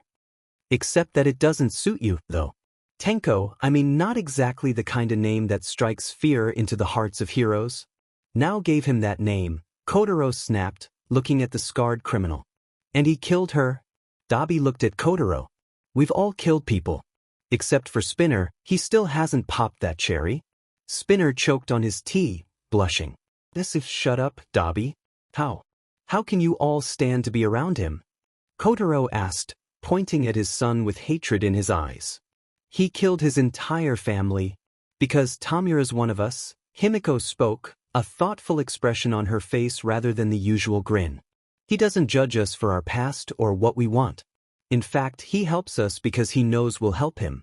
We're happy together, so that makes him our family now, not yours. What happened to making a happy family together? Kotoro's eyes narrowed at the girl as Nao's words made their way through his head. Taking a step towards the girl threateningly, Kotoro's path was quickly blocked by a sword.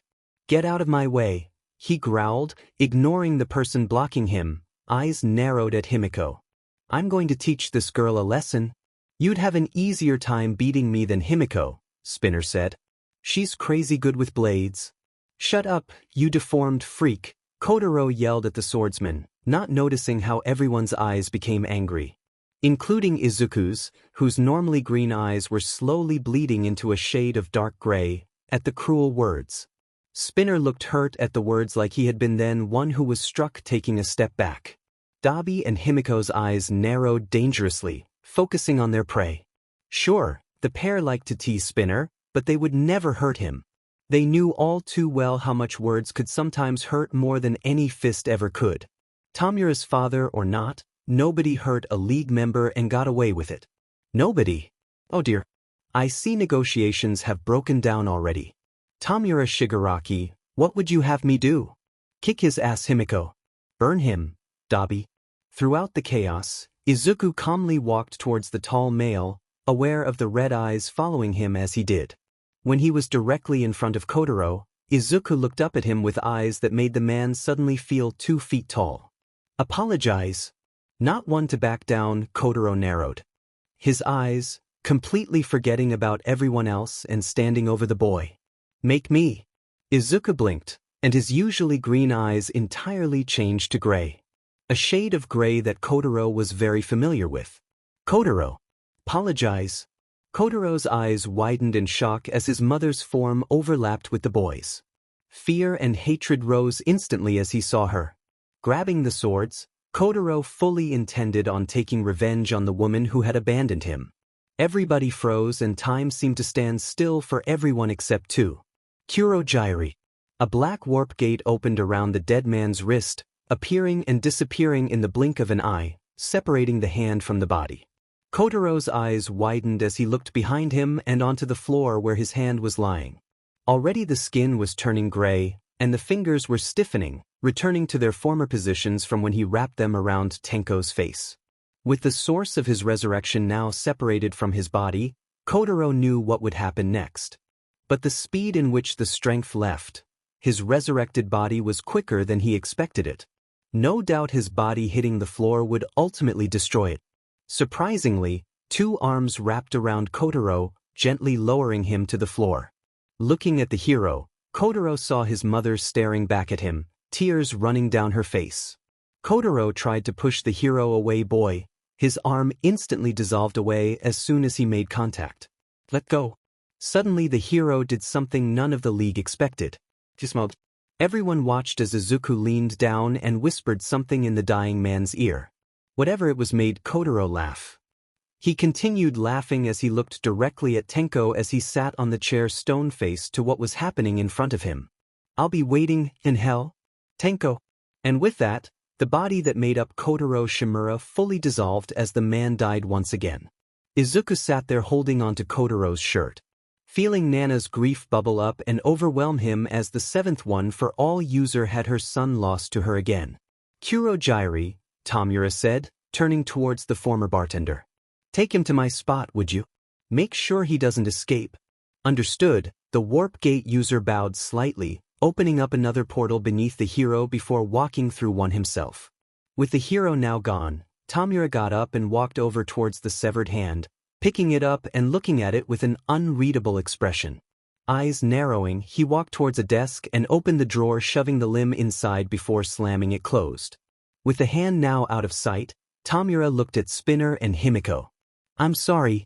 Both members of the league were surprised by the apology and wisely said nothing.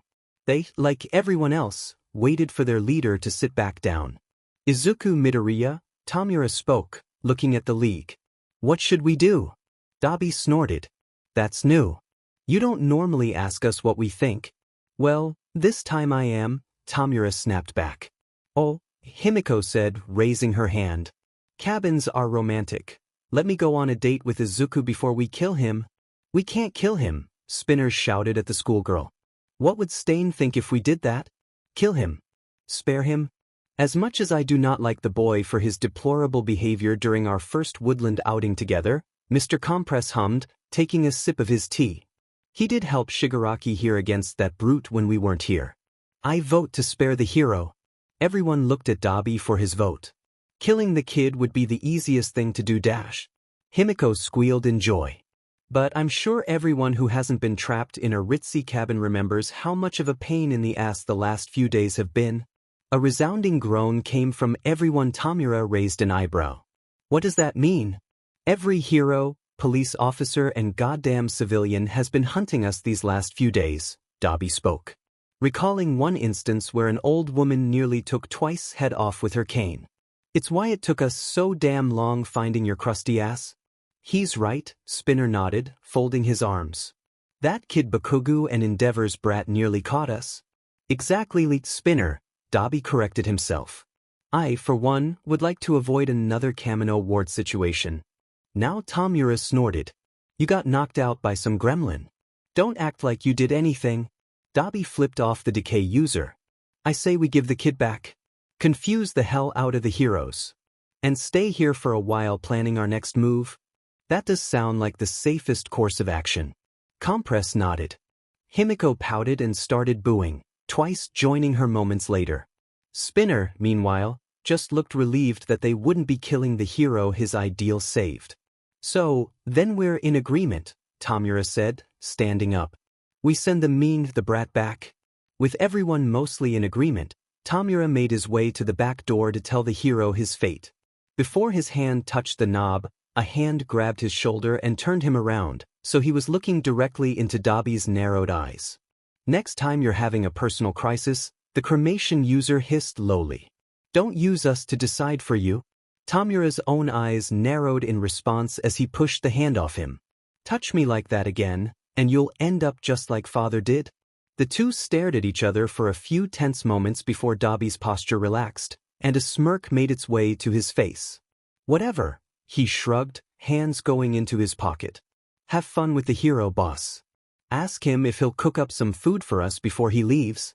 Do it yourself, Tamura said, throwing the door open and slamming it without a second thought. Walking down to the boulder, Tamura noticed was that the brat was curled up on the top of it, hugging the shirt Kotoro Shimura had been wearing, still crying. Looking towards Curogy, who, as usual, was standing not too far away watching the boy closely. Anyone else would be unable to read the warp gate user, but they weren't Tamura. He had lived long enough with Curogy to get a good idea of his emotions by reading the mist and his body language. The hero let out a small sniffle, and one hand reached out, probably to rub away the tears from his eyes. At that moment, it was subtle, but the mist around Curogy's hand twitched slightly. Tamura thought. This was new.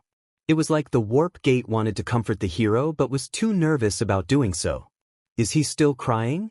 Tamura asked, standing next to his guardian/bodyguard. Indeed, Curogy answered. I am unsure how to make him stop. Tamura snorted and walked over to the boulder, climbing up and poking the hero harshly in the side. Izuku jumped and looked towards the villain, his gray eyes returning to their standard green with just a few blinks. If Tamura noticed, he chose not to say anything. Stop crying. Izuku sniffled. Biba? No, Tamura said, grabbing the shirt from the hero and decaying it quickly. You didn't even like Father. Don't waste your tears on him. I know. But maybe. If you think we could have had this big heartfelt moment like in movies before he peacefully passed away. It wasn't gonna happen, Tamura said, laying down on the boulder and looking up at the night sky. Unlike when he used to see them from the bar's roof, the stars were really bright here. Izuku just hung his head, wiping away the tears that still kept falling. Tamura watched the hero curiously. Why do you want to be a hero? Izuku said, looking confused. A hero, Tamura repeated. Is it 'cause you like Bakugu and just want to beat up the bad guys? Or are you like All Might, who says he'll be there but never is? Izuku suddenly looked nervous and gave a shy smile. Honestly, I wanted to be like All Might at first and save people with a smile. Tamura rolled his eyes. Lame. Yeah, Izuku said, his smile dropping as he looked at his scarred hand. But now things have changed. Now I want to be a hero who always wins and stops people from ever becoming villains in the first place. Stop villains from happening? Tamura didn't understand. People like Muscular, Overhaul they hurt people. Sure, they had goals and desires they wanted to achieve. Still, at the end of the day, they hurt people because they could. Izuku continued thinking about Eri, Kuda, the Shimano siblings and all the other people who had suffered. At the same time, he also thought about Gentle and La Brava. About people like Crawler. They were labeled as villains and vigilantes, but they weren't bad people. Some people become a villain to survive, or because it's really the only choice they have left. Izuku spoke, holding his hand out to some invisible person. I want to help people. I want to hold my hand out on someone's worst day and help them so that they know that I am here and they aren't alone. Tamura sat up, looking at the hero seriously. The faceless bodies of people who walked by shoved him or just plain ignored Tamura as he walked around aimlessly after his family's deaths flashing through his mind. How will you do that? Izuku's eyes widened in surprise. He had honestly expected Shigaraki to call him stupid or naive. I don't know exactly how yet, but I'm gonna start with my own agency. I've already talked to some of my classmates and teachers about it. I want to make a place where everybody works independently but together to make things better. Tamura listened with interest as the hero continued. Aizawa-sensei has already been helping me work out a plan. And when Miruko came for a lesson, I asked her about solo heroing dash. And what about villains? Tamura asked, an unfamiliar feeling building up inside him. You can't help everyone by yourself. But I wouldn't be by myself, Izuku said, jumping up with an excited grin. Every person I help turns around one day and helps someone else. Tamura snorted again, his expression darkening. You can't change this rotten society. Then I'll lay the groundwork for a better one, Izuku responded, giving the villain a determined look. Oh yeah, and what one day by chance, Tamura began. What if one day you come across someone covered in Bilo dash? Yes. Tamura's eyes narrowed. You didn't let me finish?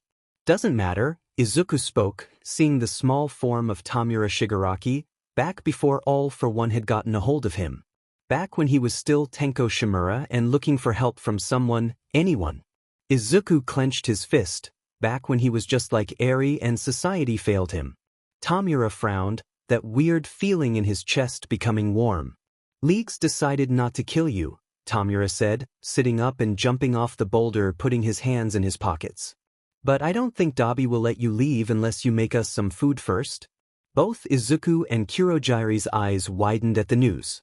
Izuku looked towards the warp gate user and gave a nervous smile.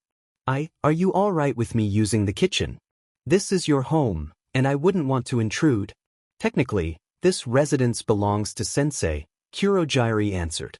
I have just been maintaining and preparing it should you heroes leave us with no other place to reside. Oh. Kuroji gave the barest hint of a nod. However, should the League and Tamura Shigaraki wish for you to cook for them, I will not stop you. It will give me a nice break from the task. I'll be honest, if it wasn't for the cooking books you left, we probably would have lived off of rice and canned soup, Izuku chuckled, giving a small bow. Thank you for your help. Kuroji was uncertain what to do. Izuku Midoriya was so polite and considerate. So different from the rouges and villains that he was used to dealing with on a day-to-day basis. Thankfully, Tamura Shigaraki called out for the pair, causing the hero to run back towards the cabin.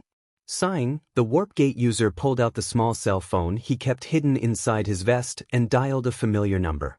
A female voice answered after a few rings. Yue, hi, how may I direct your call?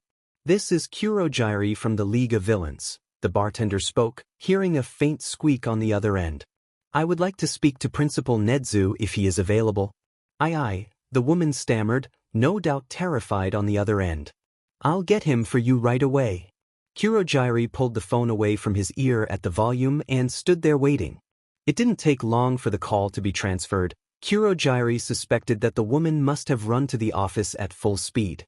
Soon enough, though, there were the telltale sounds of a struggle before a high-pitched voice spoke. This is Principal Nedzu speaking.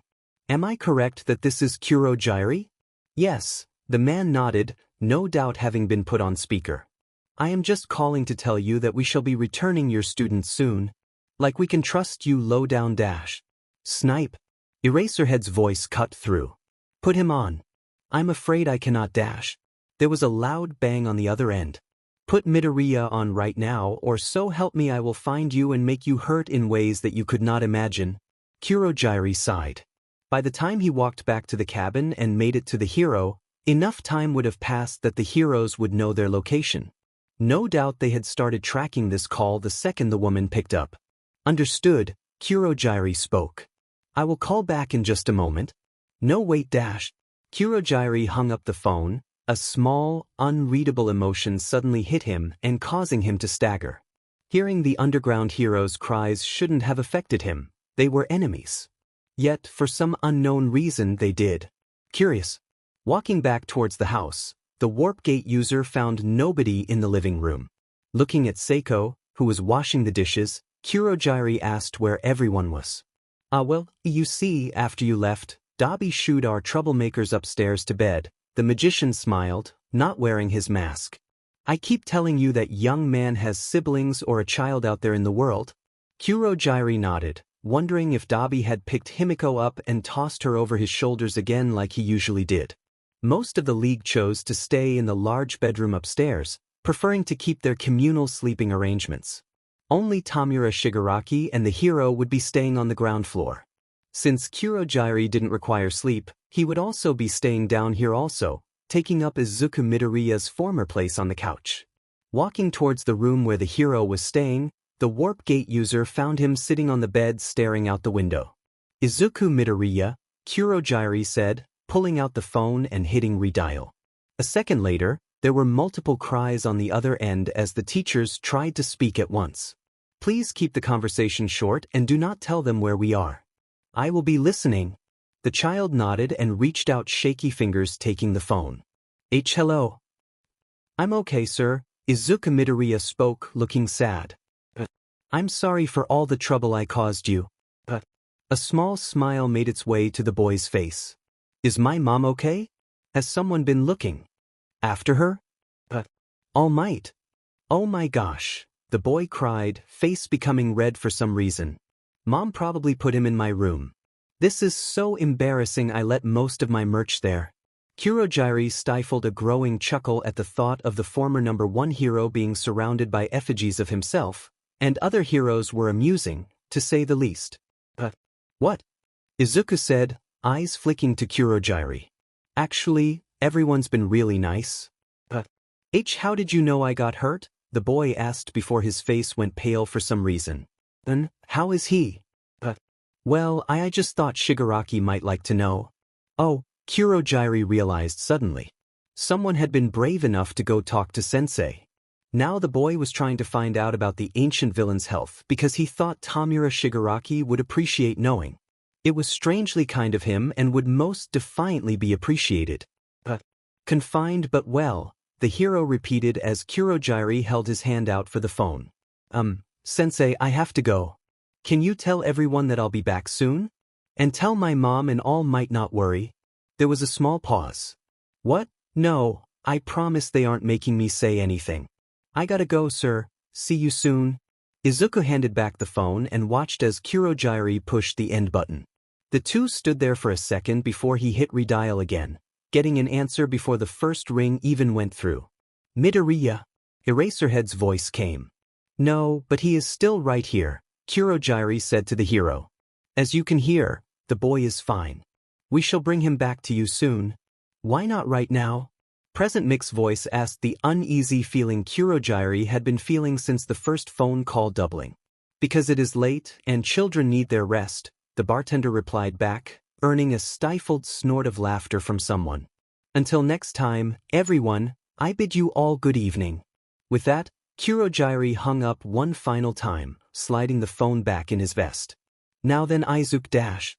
The boy moved, surprising Kuroji.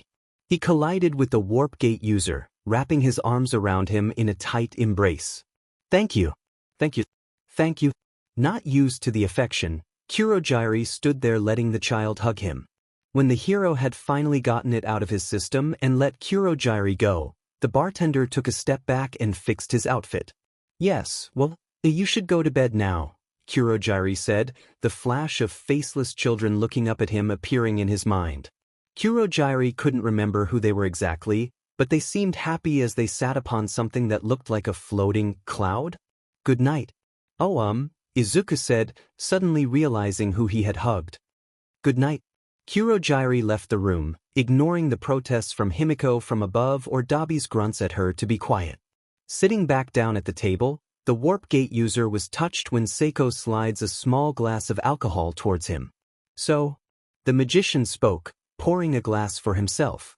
His wound was aching up. It looks like it was going to be a cold night. Why'd you call you? Dabi mentioned confusing the heroes. Kuroji answered. Unless Tamura Shigaraki already had a destination in mind, I doubt they would think us bold enough to just drop Izuku Midoriya back off at the school.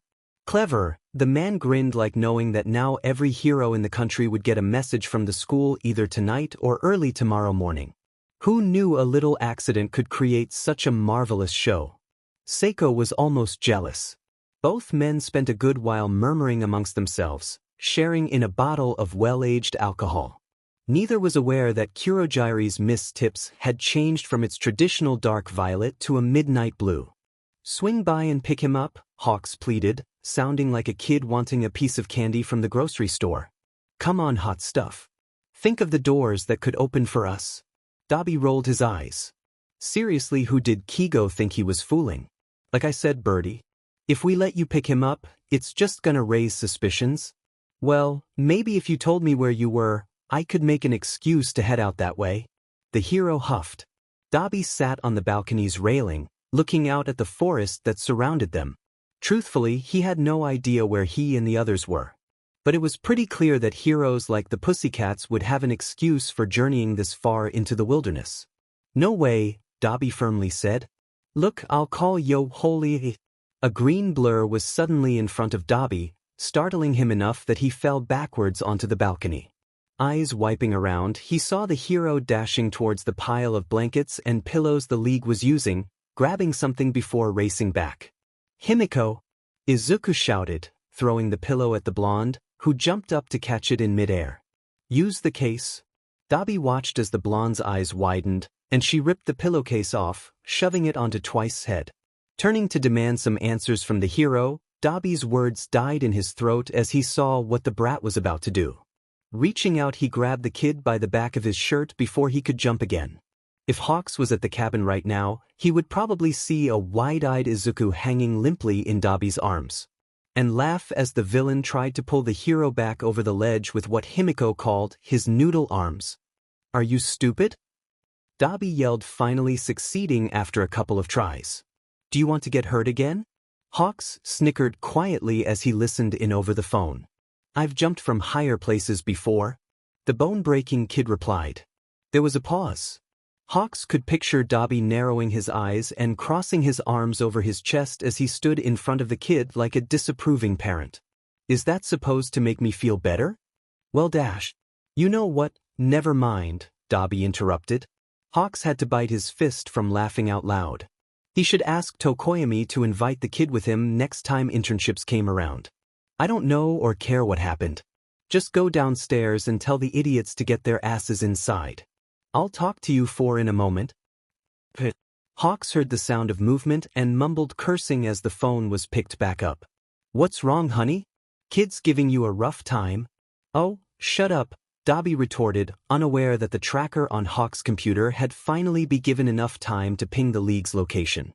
"I'll call you if I need you." "Ah," Hawks grinned. "You need me." Dabi made a strangled sound on the other end before hanging up.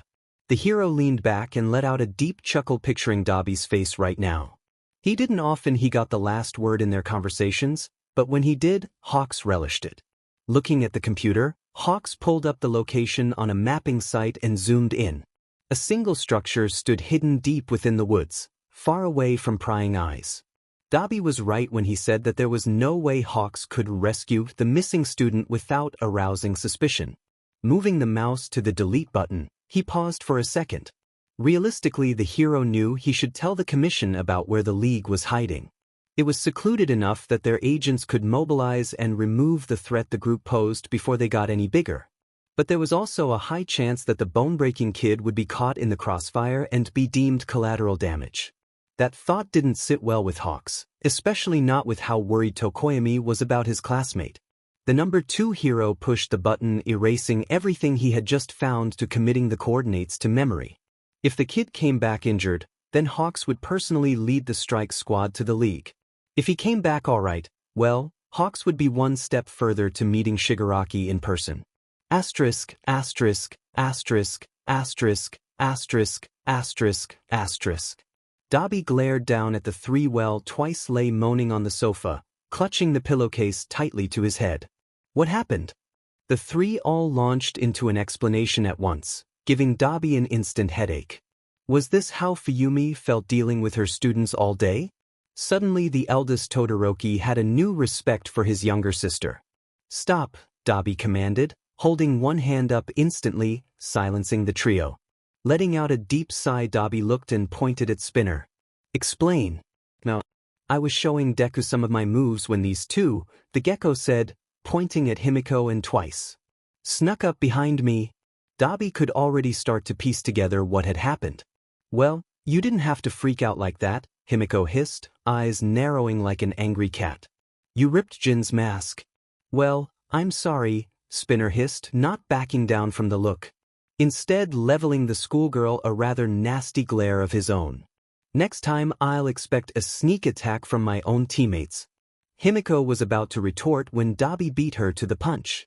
"Enough." The pair instantly shut up and looked at the cremation user. Dabi, meanwhile, felt sorry for the heroes stuck in between them as they bickered back and forth. "Himiko, take Twice upstairs. Stay with him until he calms down," Dabi ordered. Himiko looked like she wanted to argue, but a single look from Dabi shut any protest up, and she nodded, helping Twice off the sofa and up the stairs. Now Dabi turned to Spinner. "Mister's been gone a while on his gentleman's walk for a while.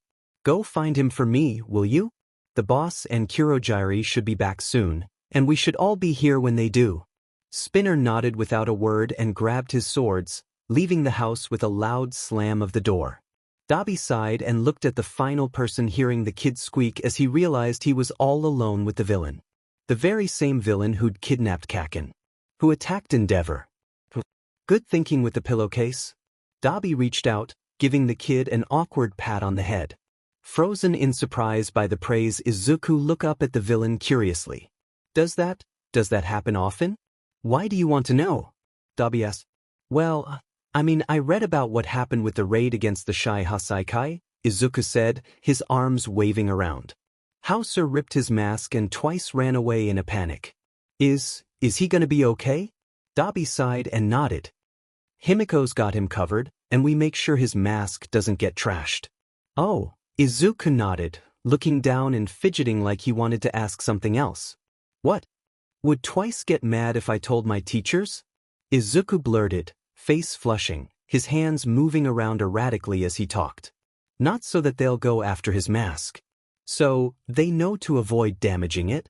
Dabi raised an eyebrow and glanced upwards, noticing Himiko crouched down at the top of the stairs listening in on the conversation. "Wouldn't that make your job of catching us easier?" "And maybe," Izuku nodded, reaching around and rubbing the back of his head. "But people might not understand and think he's resisting.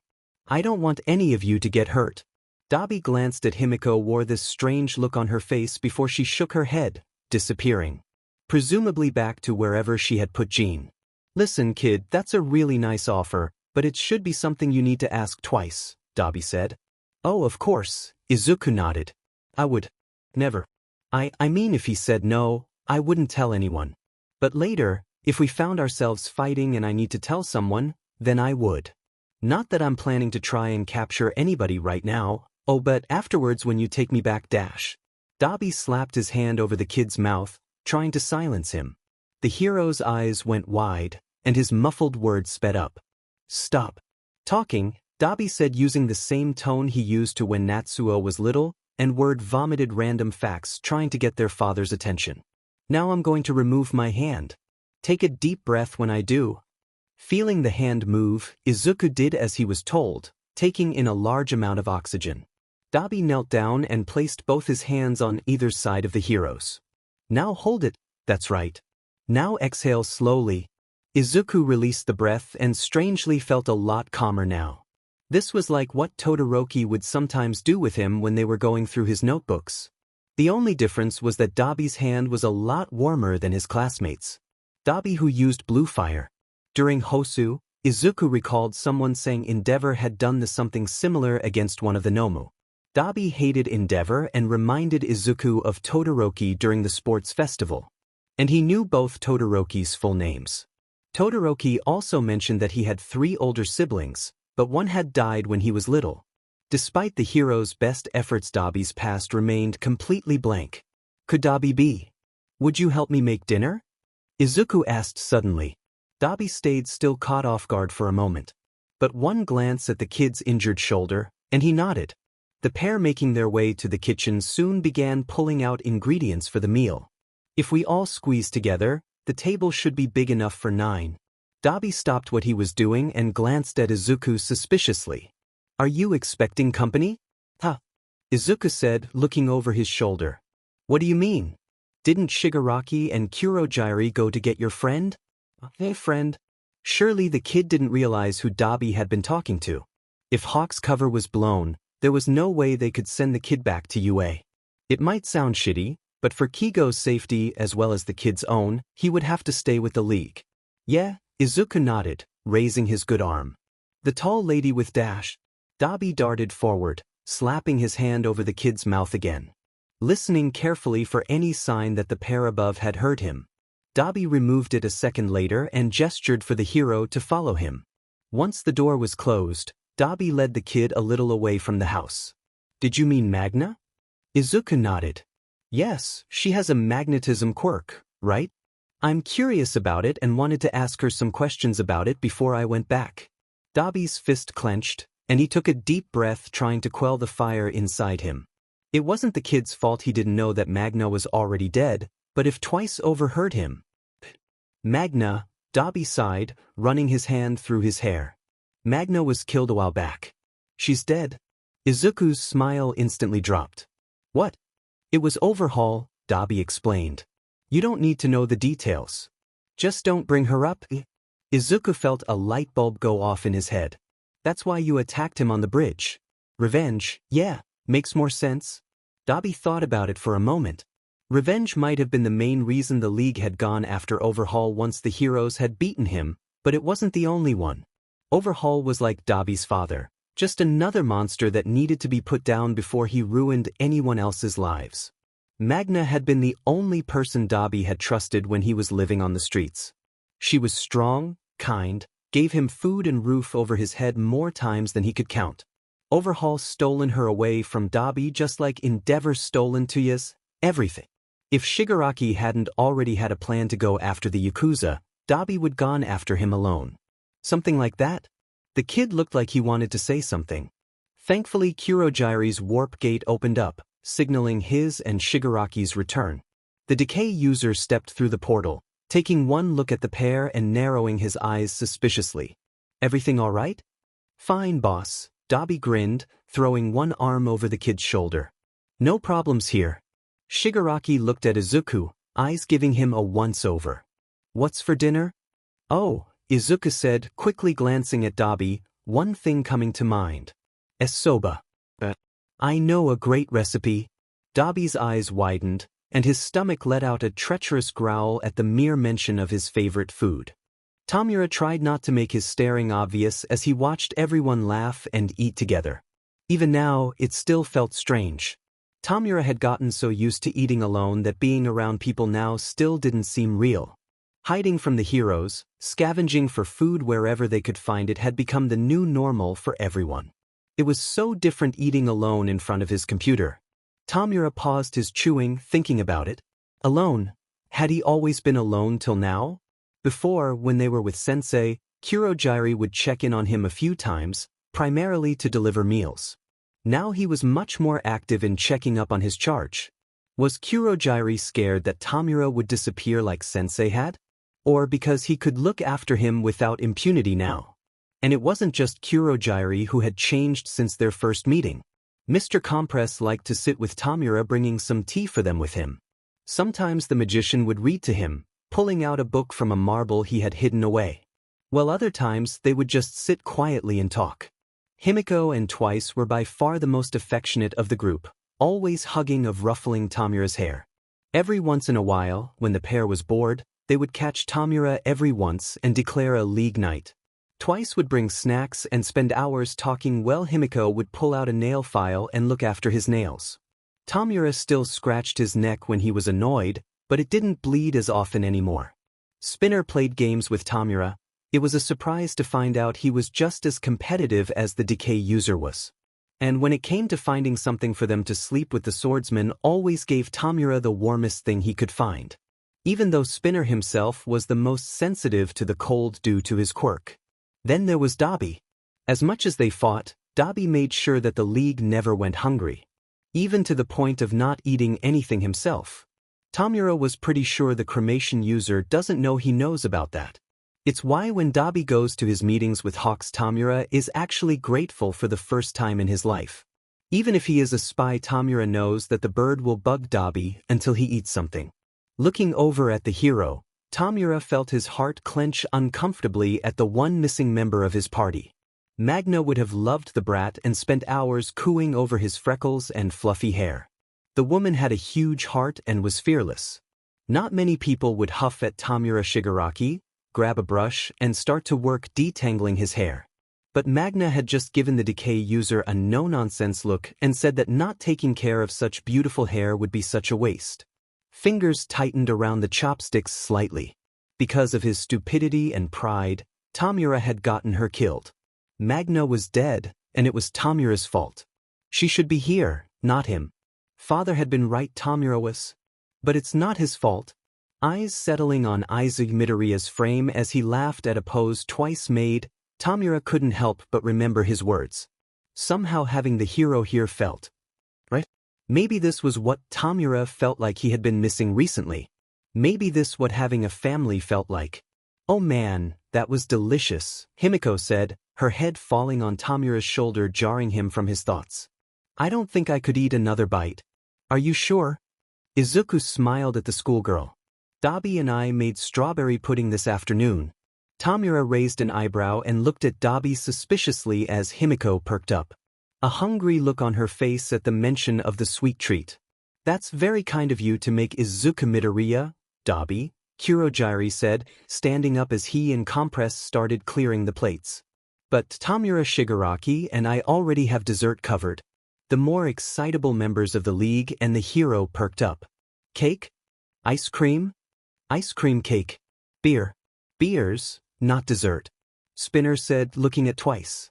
Twice snorted. Says you're right. So, what did you get? Dabi asked. The cremation user would have to talk to the kid alone later. The soba he made was exactly like how Ray used to make it when he was little. Only 4 people in the world knew the recipe, and 1 currently went to school with the kid. Tamura looked nervous for a moment, his hands fidgeting under the table. S'mores. S'mores. Himiko and Twice shouted in excitement, standing up and reaching over the table. Before Spinner or Izuku knew what was happening, they were being dragged outside by the pair. Dabi snorted and gave Compress a knowing look. I take it your gentleman's walk this afternoon also involved finding firewood. Now, Dabi, the magician spoke, for marbles suddenly appearing in his hand. When could Kurogy have ever told me? He left long before I was awake. Dabi snorted and mumbled something under his breath that sounded like shared telepathy, placing his dishes on the counter and walking out, leaving the decay user alone with the pair. Do you need help? Tamura asked in a rare display of generosity. Kurogy and Compress both looked surprised for a moment before shaking their heads. The offer is much appreciated, Tamura Shigaraki. Kurogy replied, his eyes shifting ever so slightly that me might be smiling under the mist. But we can handle things from here. He's right, Compress said, making shooing motions with his hands. You go enjoy yourself with the little hero. I'm afraid soon we will have to be taking him back. Tamura stopped hearing this. Izuku was leaving? Tamura knew that they would be sending him back, but to the heroes. It was the only logical thing to do. But I want him to stay. Walking towards the fire pit, Tamura looked at Izuku and wondered if keeping the hero would really be that bad. Izuku sat next to Shigaraki, watching closely as Dabi lit the fire. Typically, Izuku had only saw the flames in combat and usually accompanied by a feeling of terror.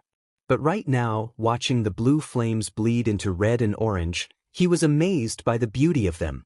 They were so much like Todoroki's flame, warm and bright. Casting a glance, and the cremation user Izuku held in a gasp as turquoise eyes stared right back at him. It finally cemented in Izuku's brain that his classmate and the villain were indeed related somehow.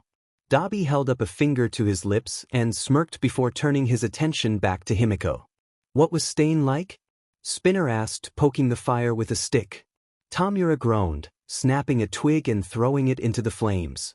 Izuku looked confused and heard Dabi mumble, "Not again," before realizing the question was for him. Let's see. Izuku spoke, thinking about the hero killer, one thing coming to his mind as he stared into the fire, his voice becoming calm. Stain is terrifying. Completely focused on his mission right up until the very end.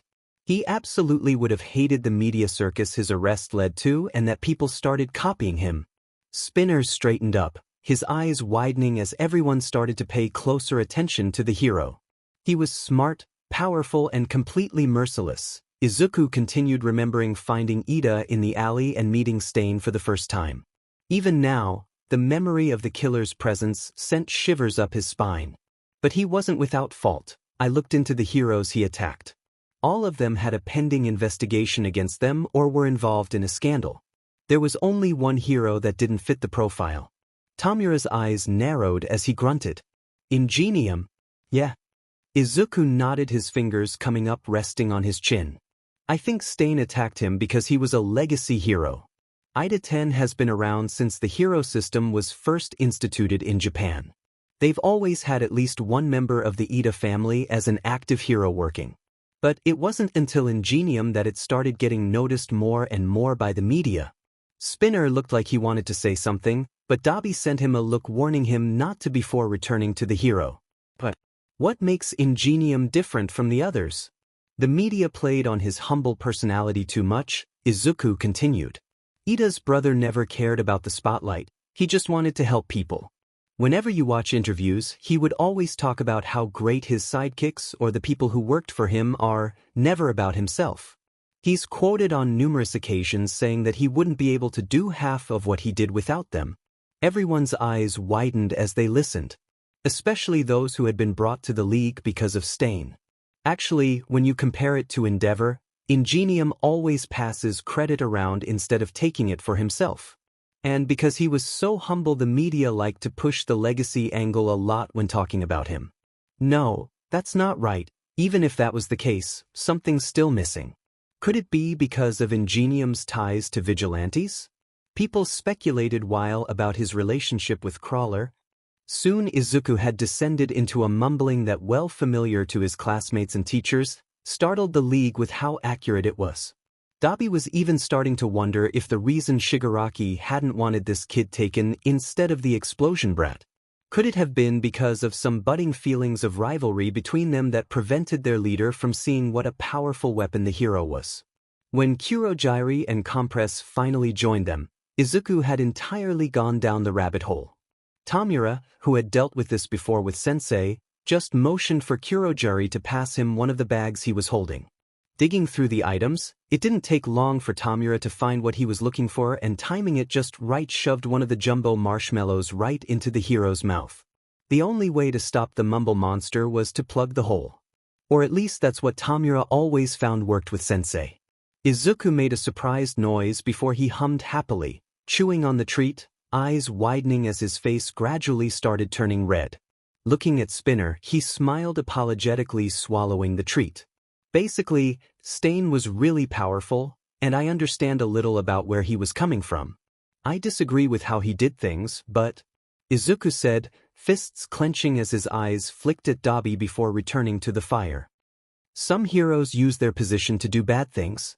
The League was silent for a moment, wondering which hero had gotten on the student's bad side. Wanting to break the tension, Compress cleared his throat and held up a bag filled with drinks. Well, now since everyone's gathered, let's get this party started, as the kids say.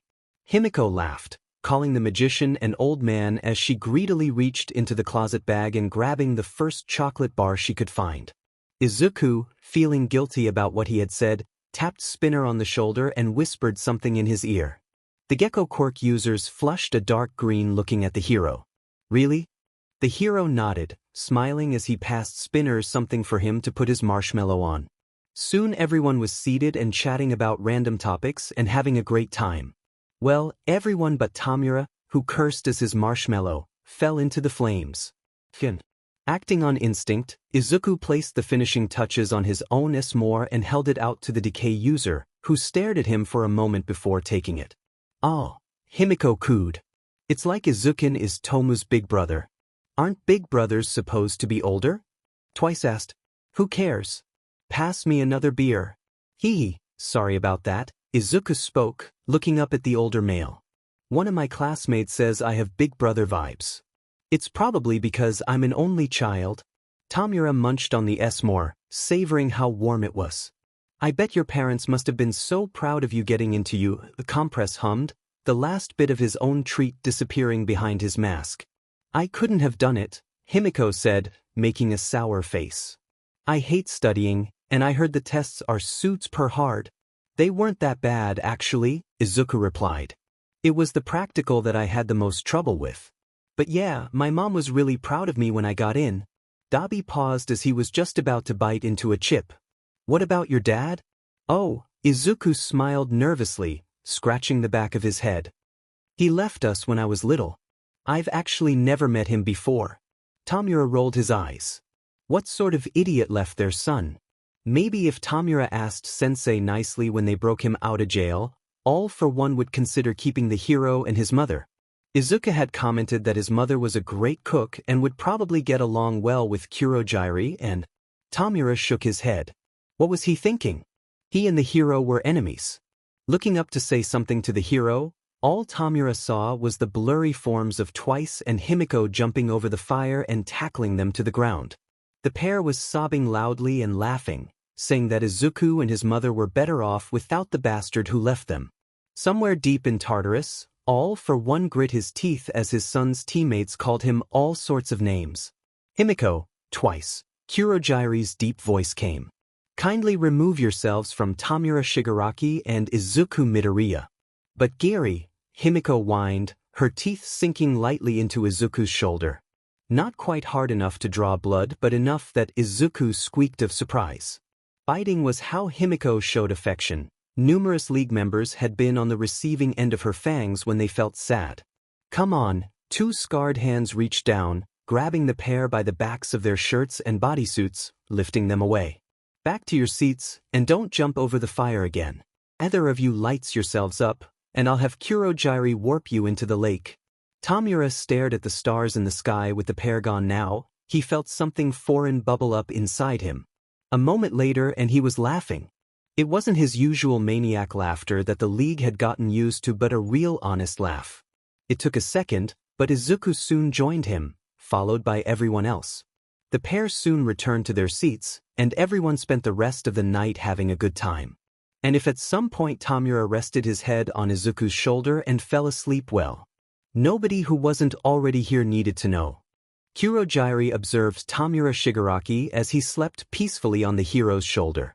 Time had gotten away from League and before they realized it had become very late, or early depending on who you asked. Compress had already started herding the sleepy trio inside. Dabi started cleaning up the garbage. Leaving Curogy with the most challenging task. Waking Tamura Shigaraki up.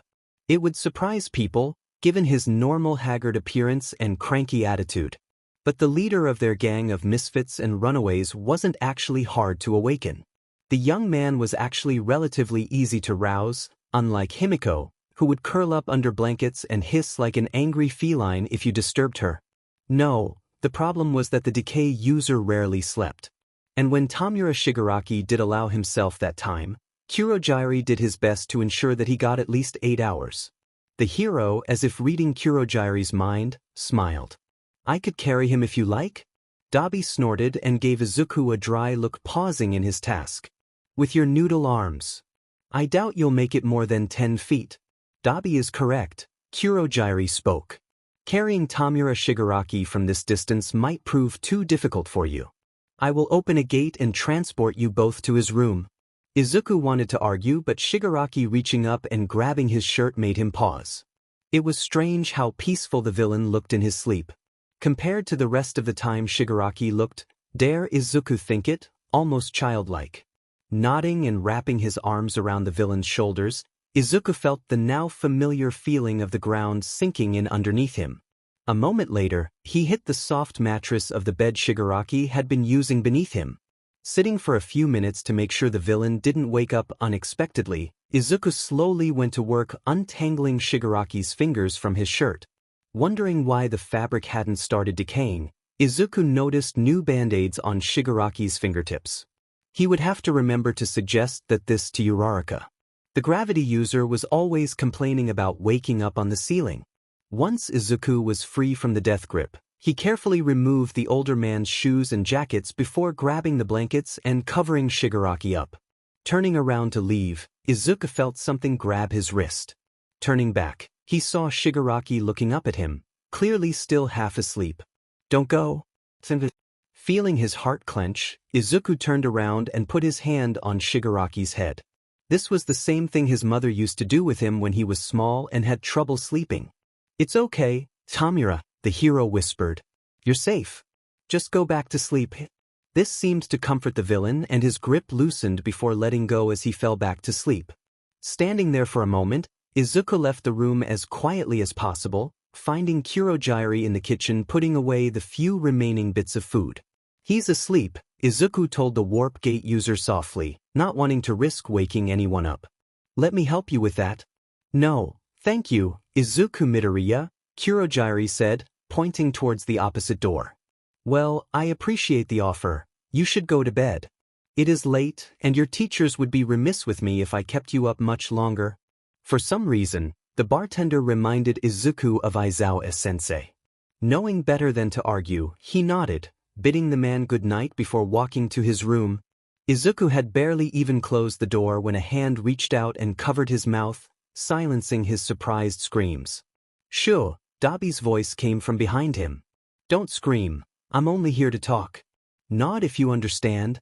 Izuku nodded, and the cremation user let him go. Placing his hand over his heart, Izuku took a few deep breaths and tried to calm down, glaring up at the villain. "Why would you do that?" Dabi shrugged. "We need to talk." "And it couldn't have waited until morning?" Izuku asked, feeling like a few years had been scared off his life. Was this what All Might felt whenever someone mentioned Gran Torino? "No," Dabi said, arms crossed. "You know." Eyes quickly looking away, Izuku shook his head. "I don't know what you're talking about." A hand reached out and forced him to look directly at Dabi. Turquoise eyes reminding Izuku so much of Endeavor and Todoroki during the sports festival. "Don't lie to me." Izuku stammered. "Only one question comes to mind, are you to dash?" "I was." The now confirmed eldest Todoroki nodded. "Now I'm Dabi. But the question is who I am. It's what do you know?" Izuku felt his stomach clench. "I know what Tushido told me. I know about the marriage. What Endeavor did to your mom and him dash. And Fuyumi and Natsuo and me," Dabi said, mumbling the last part as they went to sit on the bed. "Are you gonna tell all your little hero friends? Bet they would get such a laugh knowing that the big bad flame villain is just some guy with daddy issues." "And no," Izuku said, shaking his head. "I wouldn't. I promise, not unless Dash." "Does Sho know?" Dabi interrupted. Izuku thought about it for a moment. There were times when Izuku would find his friends scrolling through old message boards on his phone. Or when he came back to the dorms after visiting his mom or having dinner with his siblings. There was just this look that Shudo had this look on his face. Like he was looking for something, or there was a question he had wanted to ask but didn't. Or rather couldn't.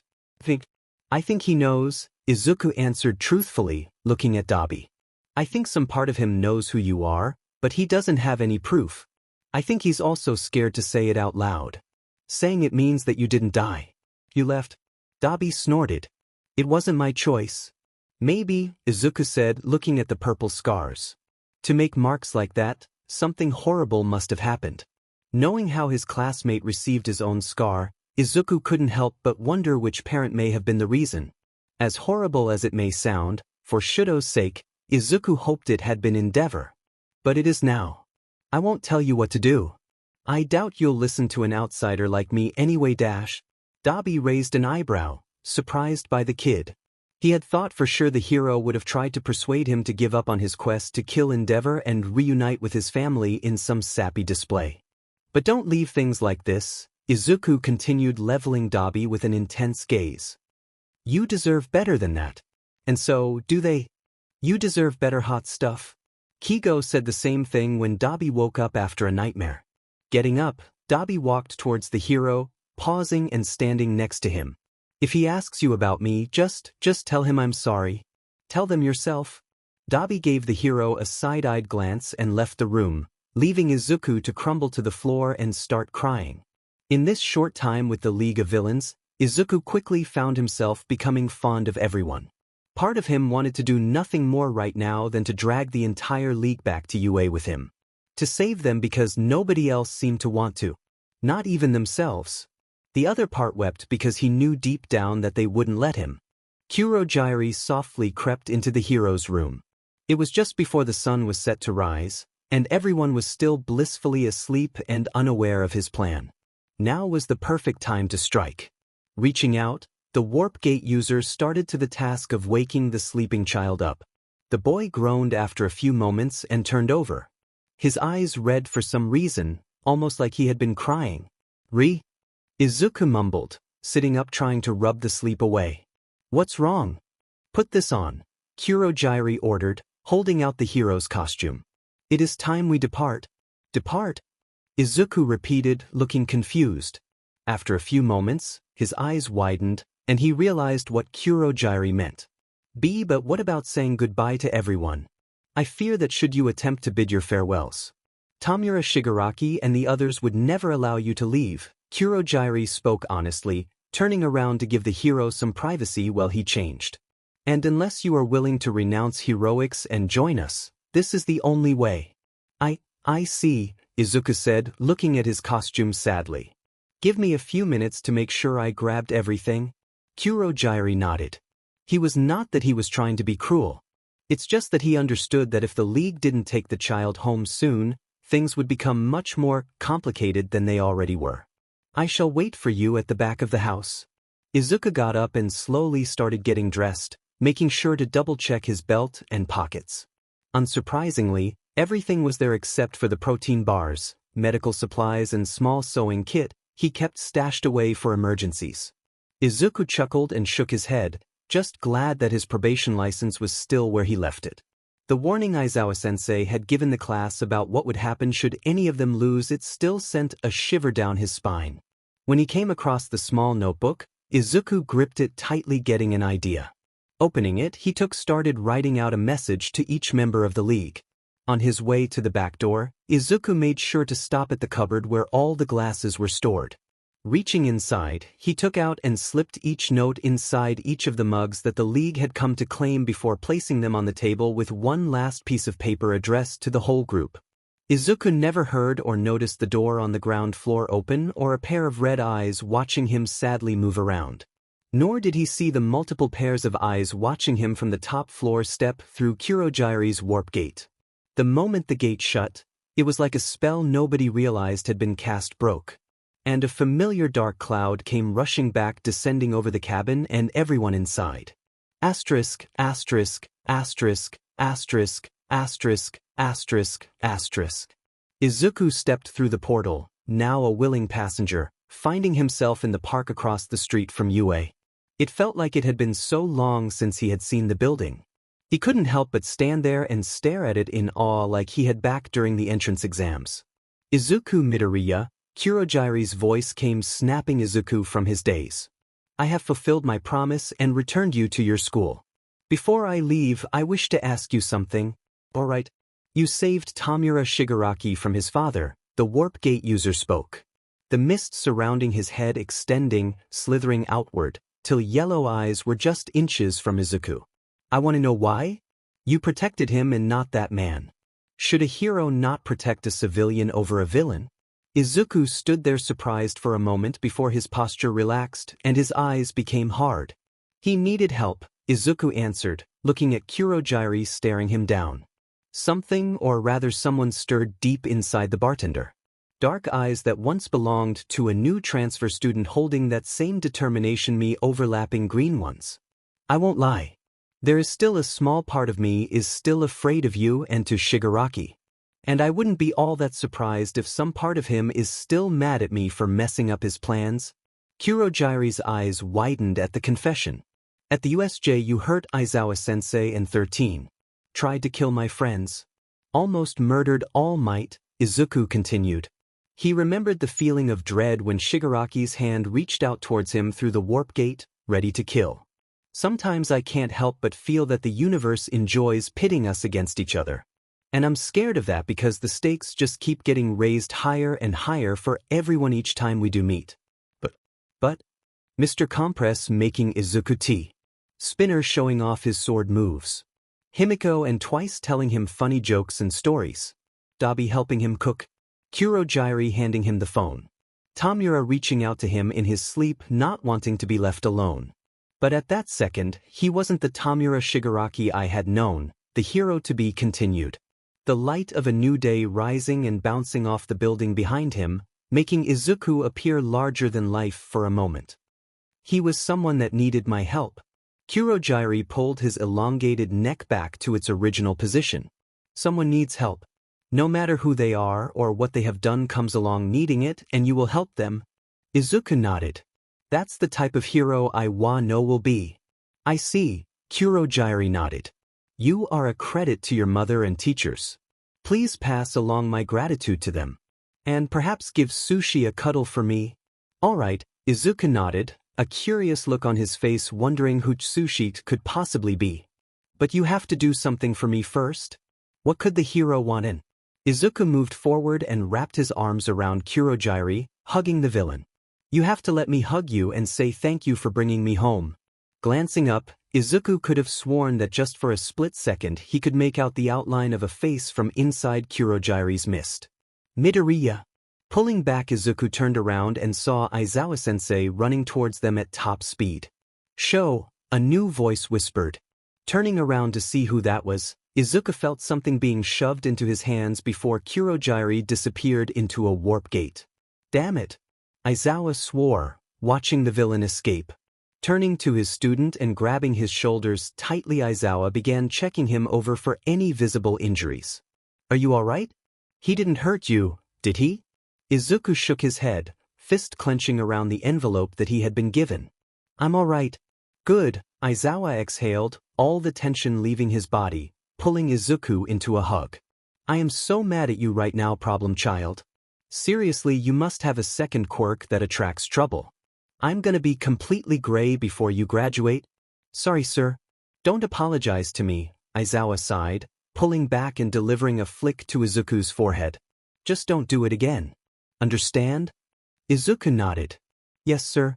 Good, the underground hero said, starting to walk back towards the school. Now come on, you can see your classmates before I have to drag you off to see that old lady. Izuku nodded, not looking forward to his visit with Recovery Girl and explaining why he was injured. And Midoriya, Aizawa said, stopping to glance back at his student. Welcome home. Izuku chuckled and ran to catch up. I'm home, sensei. Izuku was mobbed by his classmates the second he entered the dorms, and someone noticed him. It took the combined effort of everyone to pull some of the affectionate students off of Izuku. But no matter how much everyone tried, Kaminari was the only one who wouldn't let go. The blonde kept a firm grip on Izuku, apologizing repeatedly. Afraid this was some sort of dream, and Izuku would disappear the moment he released him. Eri's voice cried out, giving before she joined Kaminari in holding onto Izuku for dear life. Great, Bakugo grumbled, watching the scene closely. Another one? Don't act like you weren't worried about Midoriya to Bakugo, Kirishima grinned, slinging one arm over his explosive classmate. You were patrolling pretty hard looking for him. Izuku looked at Bakugo with surprise before smiling brightly. Really, Kaken? Shut up, shitty hair. Bakugo exploded, pointing at Izuku. I wasn't worried about this shitty nerd. I just wanted another shot at those kidnapping bastards. Ah, Izuku said, feeling Todoroki come to sit down next to him. A familiar warmth resting against his back as the half-hot/half-cold user leaned against him. You know, technically, I wasn't kidnapped. I fell down a hole and couldn't get home. Eri looked up at Izuku with wide eyes. Like Alice? Right? Izuku smiled, patting Kaminari's head. Which means it's my own fault for falling. Not anyone else's. The girls gave a collective ah at this. Except for Jiro, who nudged the blonde's back with her knee slightly. Hear that, Jammingway? You can stop sulking now. Okay. Kaminari replied, giving one last sniffle before sitting up, letting go. The electric user gave Izuku with a small smile as he patted Eri's head. You know Midoriya, while you were gone. Eri became my own personal hero. Really? Izuku said, looking down at the girl who smiled up at him brightly. That's right, Todoroki nodded. Eri buried him in her stuffed animals to make him feel better. Dude. It was so cute, Mina gushed, hugging Kaminari from behind. We came back one night, and they were buried underneath a mountain on them watching a pre-quirk movie about a robot going into space. Good job, Eri, Izuku praised, giving the girl a huge hug.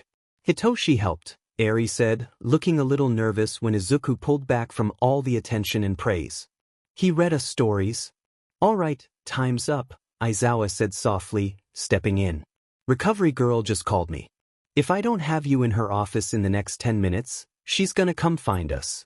Your mother is on her way with All Might, and are going to meet us there. Oh, okay, Izuku nodded, standing up noticing Eri holding onto his neck. Carefully avoiding his injured shoulder, Izuku adjusted Eri so that she was more comfortable before turning to look at his classmates.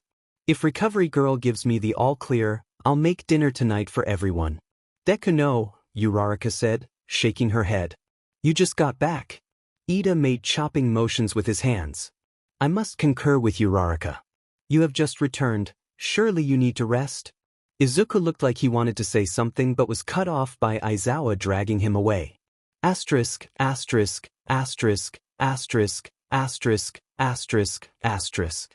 Inko watched as Recovery Girl looked over the stitching on Izuku's shoulder. Her baby had been stabbed by someone. At first, she had panicked and worried it had been one of the villains who took him, but Tashinori insisted it wasn't. That person better hopes that Inko never finds them or she would make them pay. There was a lot of stuff in the human body her quirk could affect. Mrs. Midoriya, Eri said, tugging on the woman's sleeve. Is Deku gonna be alright? Looking down and the girl Inko smiled. I'm sure he's gonna be okay. Oh, he'll be fine, Eri, Recovery Girl spoke as she started wrapping the shoulder up, ordering the former #1 hero to go get her a sling. Whoever looked after Izuku here did a good job fixing up this wound. Reminds me of the practice stitches I used to see medical students do. You really have no idea who did it? Izuku shook his head, slipping one arm through his sleeve. I was unconscious when they did it. Speaking of that wound, Midoriya, how did you get it? The detective who had been waiting patiently with a grumpy-looking man about Recovery Girl's age asked. Izuku looked at Eri. He didn't want her to hear what had happened. Eri still had nights about overhaul, and Izuku didn't want to give her any more. Someone attacked Shigaraki, Izuku explained, trying to be as vague as possible. All Might and Gran Torino didn't need to know that it was Nana's own son that had done this to him. What would they think if they knew the resentment Kotoro held towards heroes? I pushed him out of the way. Do you know who this person is? Izuku thought about it for a moment and nodded. Who was it? Gran grunted, his arms crossed, wanting to have his own chat with the person. Tashinori squirmed in his seat, looking uncomfortable. He knew precisely who had done it but just hadn't gotten a chance to talk to Gran Torino. The blonde had never even had a chance to meet Kotoro before Nana made him swear to never try and find her son. The same could not be said for the jet hero, who was the boy's godfather. It was, Izuku began, face going blank. It was just a ghost, an angry ghost. Recovery Girl and Tsukachi looked like they wanted to say something. Still, a simple shake of the head from Tashinori stopped them. Inko sat there and nodded with understanding. Izuku would tell her when he was ready. The rest of the interview went smoothly. Since Izuku didn't actually know where he had been, all Tsukachi had to go on was the cabin and lake he had seen in the distance. The League could be anywhere in Japan. And that was assuming that All for One's vacation home was actually in the country. Well, Hound Dog escorted the Midoriyas and Eri back to the dorm. Tashinori stayed behind with the others. You know who was there, Tsukachi said, his eyes boring into Tashinori. Midoriya's ghost. Tashinori nodded. Remember the files on the group the League was fighting? Of course, Tsukachi nodded. I gave them to you before you went to Tartarus. What does that have to do with who stabbed Midoriya? Necromancer's name wasn't just for show. The detective's eyes widened as he realized just where Tashinori was going. What? Gran Torino looked between the two. What was their quirk? Necromancer with enough material, Toshinori spat the word viciously. Could raise the dead for a short time. A sad and thoughtful look rose to Recovery Girl's face. Shigaraki supposedly wears the hand of his father. Gran Torino didn't say anything for a moment before finally cluing in on the ghost's identity. He just stood up and walked out of the infirmary, slamming the door shut with a loud bang. Toshinori didn't even stop to say goodbye before he followed the man out. Recovery Girl sighed and leaned back in her chair. That boy really is a lot like Toshinori at that age. Tsukachi nodded, noticing the letter Midoriya had left behind. Sliding the envelope over, he opened it up, eyes widening as he read the paper. Asterisk, asterisk, asterisk, asterisk, asterisk, asterisk, asterisk. Gran Torino punched a wall, wanting nothing more than for it to be some random punk's face right now. Kotoro. Toshinori's brat had been stabbed by Kotoro. Kotoro, who called him Uncle Sora. Kotoro, who he would sneak taiyaki to when Nana wasn't looking. Kotoro, who told Gran that he wanted to help him and Nana when he was older. Kotoro who had looked down at him so coldly. Damn it. Gran Torino? Toshinori's voice came freezing the jet hero. Gran stood there facing the wall because he knew he couldn't turn around and face Toshinori at this second. I saw him once, you know, Gran said. It wasn't long after I retired. I had gone to visit an old friend and saw him walking down the street. No matter how many years went by, there was no way Sorahiko could ever forget Kotoro's face. There was this girl with him, pretty thing with red hair, he continued. I didn't know what to do, so I walked away and accidentally dropped my wallet. I guess that girl saw because next thing I know, she's in front of me handing it back. The girl had a soft voice when she smiled and handed the wallet back over. Perhaps she had been Shigaraki's mother? He didn't say anything, but I'm sure he recognized me. I froze. I couldn't say anything, but Kotoro I mean, Gran felt a deep feeling of sadness welling up from deep within him. He hated me. He said that Kotoro grew into a bitter, angry man. Toshinori spoke, recalling his conversation with All for One. He also made some accusations against Nana's husband. What? Gran exclaimed, whipping around. He says he had a gambling problem. That Nana's husband was selling information he stole from her to the highest bidder to cover his debts. Toshinori admitted, taking a deep breath. And that when he got into deep, they killed him. That's a lie, Gran Torino spoke, shaking his head. It has to be a lie. So if it wasn't him, then? Gran felt the world cave out from underneath him. Then what was the point of everything? Toshinori didn't say anything. He just stood there in the hall with Gran Torino, wondering about the maybes and what-ifs that could have been. Eri liked Deku's mom. She was soft and warm, and she could make bunnies out of apples. Well, Deku slept on the couch in the common room. His mother had asked Eri if she wanted to make cookies. Eri had nodded in excitement. Usually, she wasn't allowed sweets. Shoyuta said they could give her a tummy ache if she ate too many. Deku's mom had just laughed when Eri told her this and said she would just share them with everyone. As they worked, Deku's mom told Eri stories about when he was little and even showed her a few pictures. It was nice, Eri thought, wondering if this is what having a mom felt like.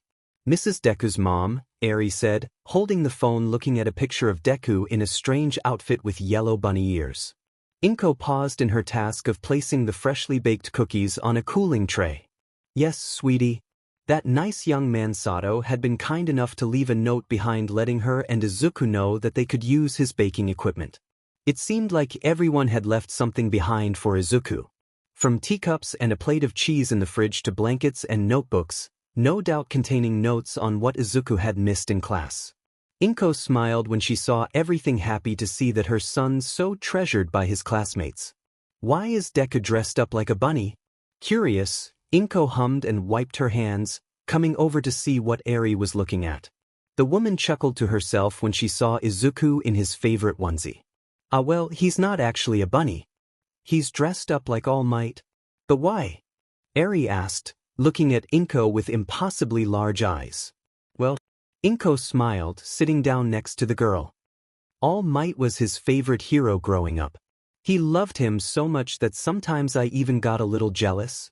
Why? 'Cause all might would save people with a smile, Inko said, looking at the phone. Judging from his smile, this photo must have been taken not long before that fated trip to the hospital. Oh, Eri said, looking at the photo. Deku and Lemillion had both smiled when they saved her. Was All Might where they had learned it from? Mrs. Deku's mom. You can call me Inko, sweetie. Inko, Eri stammered shyly, testing the name out. Can you show me All Might? Inko's smile widened, and she nodded, knowing exactly which video to pull up. A moment later, Eri's eyes sparkled as All Might appeared on the screen, laughing as he saved people. For a moment, Inko was transported back in time, watching Izuku again. Her heart clenched slightly, and wished he had gotten the chance to be a big brother. Inko and Hisashi had talked about adopting before he had been called to America and disappearing. Growing up as an orphan herself, Inko knew just how bad the system could be. There were some things in Inko's past that Izuku didn't know about yet. If he knew the actual story about how she met Hisashi. Shaking her head, Inko sighed, missing Hisashi terribly. One day Inko would tell their son everything, and she prayed he was with her when she did. But for now, they would finally have a chance to have some good old-fashioned mother/son time. Principal Nedzu had offered to let Inko stay in the dormitory, a glint in his eye when he spoke. Inko had seen that look before on a few colleagues, Kaken and Mitsuki. It meant they were up to something. But she relented when Toshinori asked her. He was worried that the League could come after her if she went home. Inko doubted they would though. The League had returned Izuku unharmed, for the most part confusing the teachers. They wouldn't kidnap her when so many heroes were questioning their motives. Glancing back at Eri, Inko wondered if, during her stay, the staff would let her look after Eri well. Everyone was in class. Wouldn't Izuku be surprised if he came back one day only to find Eri wearing green bunny ears? Asterisk, asterisk, asterisk, asterisk, asterisk, asterisk, asterisk. Izuku woke up to the feel of something on his chest. Opening his eyes slightly, he was met a pair of yellow ones. Reacting on instinct, he jumped back and fell right off the couch. Looking around, Izuku quickly realized that he wasn't at the cabin any longer but instead dormitory common room. And that it wasn't Himiko who had somehow snuck into his room but rather Calico Cat. So, I take it you're a dog person? What? Izuku said, looking up and noticing Shinso grinning down at him from the other side of the couch. Hi. Shinso just leaned down and pet the cat. The feline, in turn, gave Shinso a dry look before hopping off the couch and coming to sit in Izuku's lap, meowing, slightly demanding attention from the human. Wow, the brainwasher spoke, jumping over the couch. Haven't seen Sushi take to anyone so quickly. Sushi? Give Sushi a cuddle for me, would you? Picking the cat up, Izuku stared directly into its eyes. So, you're Sushi? Wonder how he knew about you. The cat didn't answer directly, instead bopping Izuku's nose with his paw. One of the League knew about Sushi? Shinso asked with concern, sitting next to Izuku on the floor. Better hope Midnight doesn't find out. She'll probably get pissed if someone was watching her without asking first. This is Ms. Midnight's cat? Izuku asked, looking down at the feline who had resettled in his lap. Shinso snorted and started petting the feline, earning him a dry look from Sushi. You wouldn't think so, what with how often you find her napping with Aizawa-sensei? Izuku hummed and started petting the cat, earning an immediate sound of approval. You and Ms. Midnight must be in open relationships, huh? Oh dear, a sultry voice purred, making Izuku freeze. You're the last person I would expect to know about that. Tell me, Midoriya, who taught you about such a thing?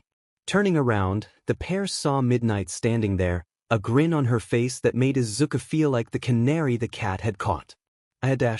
Come on, Midnight, don't tease the little listener. Present Mix's voice came, saving Izuku.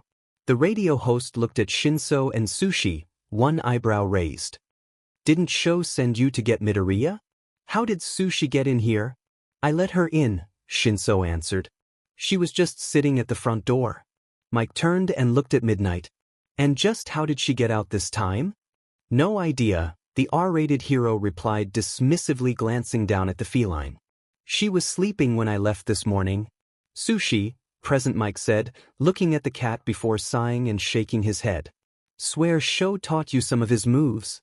Izuku asked, moving to stand up, passing sushi to Shinso. Sho wouldn't happen to be Aizawa-sensei, would it? That's right, little listener, Mike nodded. I gave him that nickname when we were in school together. Oh, Izuku said, fingers playing with his shirt. Then maybe you knew Curogy too. Maybe he went to school here and dash. Wait, Midnight interrupted, waving her hands, bracelets jingling.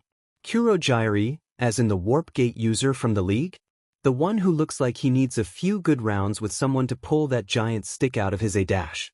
Yeah, Izuku nodded, his face turning red. He called Aizawa-sensei that before he disappeared. The two pros were silent for a moment, each wondering how the villain could possibly know such a personal nickname. Maybe it had something to do with what Nezu had sent them to get Midoriya for. Don't worry too much about it, Present Mike said, planning to grab every yearbook from his and Shudo's time as students here. We'll figure everything out when we catch him. Izuku nodded as Shinso handed the cat back to him. You don't want them captured, do you? Shinso asked, looking Izuku. Something's changed, hasn't it? No, Izuku spoke, pausing, realizing that not even he was sure what he wanted. Yes, the League was dangerous. They were criminals who wanted to destroy society. I reached out, Shigaraki had yelled, finger pointing towards his scar. I needed help. Me. Are you gonna tell all your little hero friends?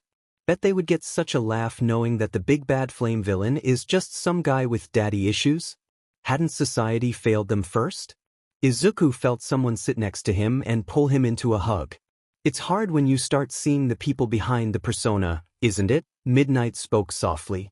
Working at night, the R-rated hero a chance to see things differently than her daytime counterparts. Nemuri had watched people take the final step into villainy as a last resort, all because they had nowhere else to go. And now Midoriya had seen it too. It was perhaps one of the hardest lessons you could ever learn as a hero.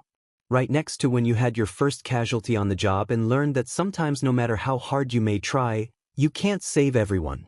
You start wanting to help them but can't because they won't let you.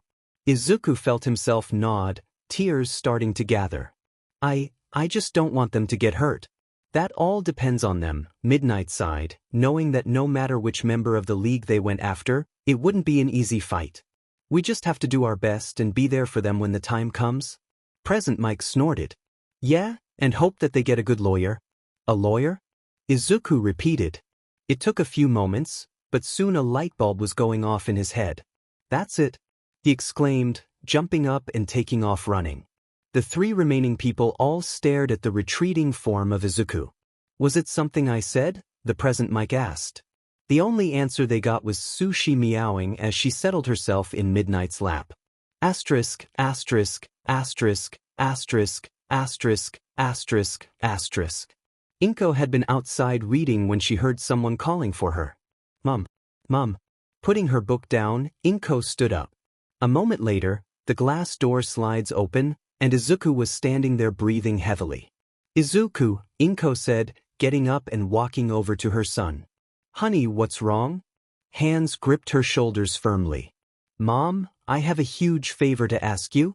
Inko directed Izuku to one of the chairs, sitting down and listening very carefully as he started talking. Tamura stood a little away from the other members of the League. Crimson eyes watching as Dabi put the final touches on the gravestone. Twice was sobbing loudly into Himiko's shoulder, apologizing over and over again. Himiko held his hand, her bangs covering might have covered her eyes. But that still didn't hide her own tears as they fell. Compress had changed his usual orange coat for a black one, his expression hidden behind a weeping mask. Spinner stood quietly next to Curogy, just as stone-faced as the bartender, each wearing a black band around their arms. Dabi lit the tip of his finger on fire and placed them on the wicks of the two candles and placed respectfully in front of the S and N of Magna's weapon. With that one final touch, he moved back, standing further away from the others than Tamura was. With Mitz the hero gone, Tamura had thought long and hard about what to do next. The first thing he decided was that this place needed to stay secret. Not because it was Sensei's, but because belonged to the League now. Tamura knew they couldn't stay here much longer. The risk of getting found was too high. If the hero remembered any distinguishing landmarks and let them slip accidentally, they would be screwed. Tamura trusted Midoriya not to rat them out. But police and heroes could be tricky when they wanted information. Not to mention who knows what sort of quirks the HPSC had under their command. No, for everyone's safety, it would be better if they left. However, that wasn't to say that if things went wrong and the League had to disappear quickly, the cabin wouldn't make a great place to hide out in. And it would also serve another purpose. It would be where the League buried their dead. Something far away from the prying eyes of the public. A place just for them to mourn and remember those that they had lost along the way. That's why earlier this morning, Tamura had quietly asked Dabi and Curogy to go find something Magna would have liked to use as a grave marker. The cremation user had done as he was asked for once and followed Curogy down to the lake, finding a large reddish-pink rock and warping it back. Tamura began taking a step and placing his palm on the large rock. I don't want to see anyone else here. I think I want to be a better leader for you so that Magna doesn't get any company for a long time. Everyone stared at the decay user, shocked by his words. A few minutes went by before Spinner walked to the rock, placing his own hand on it. I want to follow Stain's example, but Midoriya made me think. I want to make sure that the heroes I target actually deserve it.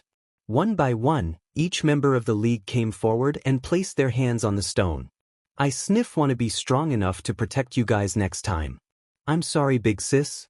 I want to pull off the ultimate trick. I want to be free to love. Kurogyri's misty hand rested on the stone, looking at Tamura. This time I want to keep you safe. Everyone turned and looked at Dabi, who stared back at them with narrowed eyes. I'm not like you guys. I'm not nice. I want to kill somebody. Dabi walked over to the grave and put his hand on it. I want to kill them so much that I can't think of doing anything else. We'll help you. Tamura nodded, placing a hand on Dabi's shoulder. It was clear from the way Dabi acted that the cremation user had no intention of surviving when he fought this person.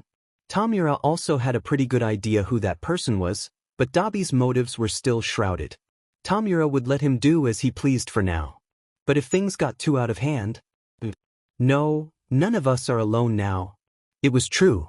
The members of the League weren't those same lonely people drifting along in the world anymore. They had each other and one other thing that the heroes hadn't counted on. A piece of paper lay folded just inside Tamura's jacket, resting over his heart. If you ever need me for anything, and I mean anything, just call me. I will be there as soon as I can. I promise. XXXXXXX. Izuku Midoriya.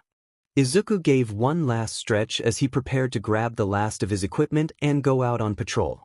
Things had been lately. Crime and villains were still around, but Shigaraki was nowhere to be seen.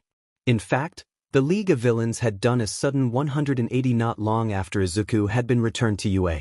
Rather than committing crimes and trying to destroy society, the group turned their attention to other criminal and villains.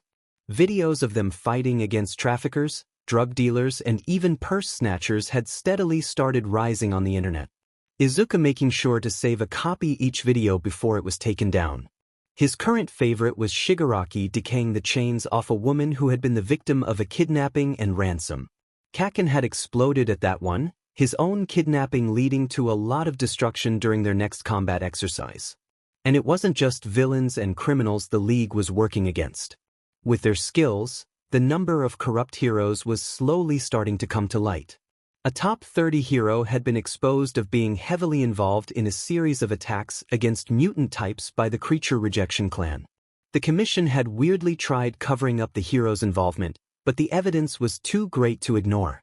Numerous videos from dozens of accounts had been posted on the internet and leaked to the press, clearly showing the hero accepting money for information on some of the victims. Other pro-heroes like Gang Orca, Miruko, and Ryukyu had gotten especially involved in the case. Their involvement with a few underground heroes that Aizawa-sensei had vouched for led to evidence of 4 more heroes being involved. Miruko had personally gone to arrest every hero involved. There were photos of the discredited heroes' faces after each time that made them look like their souls had been scooped out of their bodies. Ashido had cackled loudly at one woman's photo, blowing it up and placing it on a dartboard. People really began to take real notice of the League after that. No longer were they a group just causing destruction with no clear goals or motives.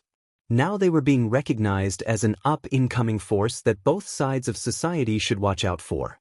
Though nobody could understand what they wanted, no many dropping the word villain from the League's name now when talking about them.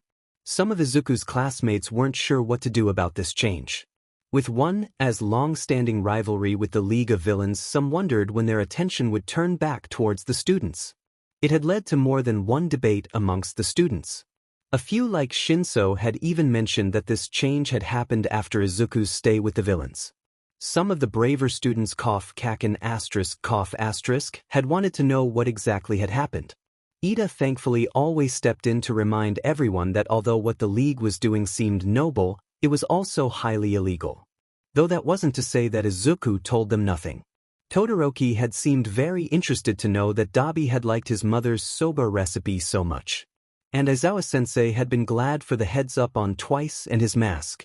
Izuku hadn't gone into much detail with that one, just enough that the underground hero knew that destroying or removing it would be a bad idea.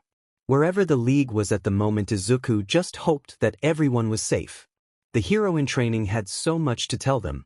Next weekend, Izuku planned on going home for the night to have a celebration with his mom. Thanks to Midnight and Vlad King's help, the Midoriyas had made a massive breakthrough for one of their members. Izuku just hoped that person wouldn't get mad when he told them, "A message is here. A message is here." Pulling out his phone, Izuku expected there to be a notification about someone needing backup. Instead, he saw an unknown number along with an equally strange message. "Promise not to be mad." It wasn't us. Izuku arched an eyebrow and started texting back. "But what wasn't you? Who's this?" The three dots blinked for a moment before Izuku felt his heart skip a beat in his chest. There was his mother yelling at someone just off-screen. In front of her was a patchwork hand held together with staples making a V sign with their fingers. "We didn't do it,"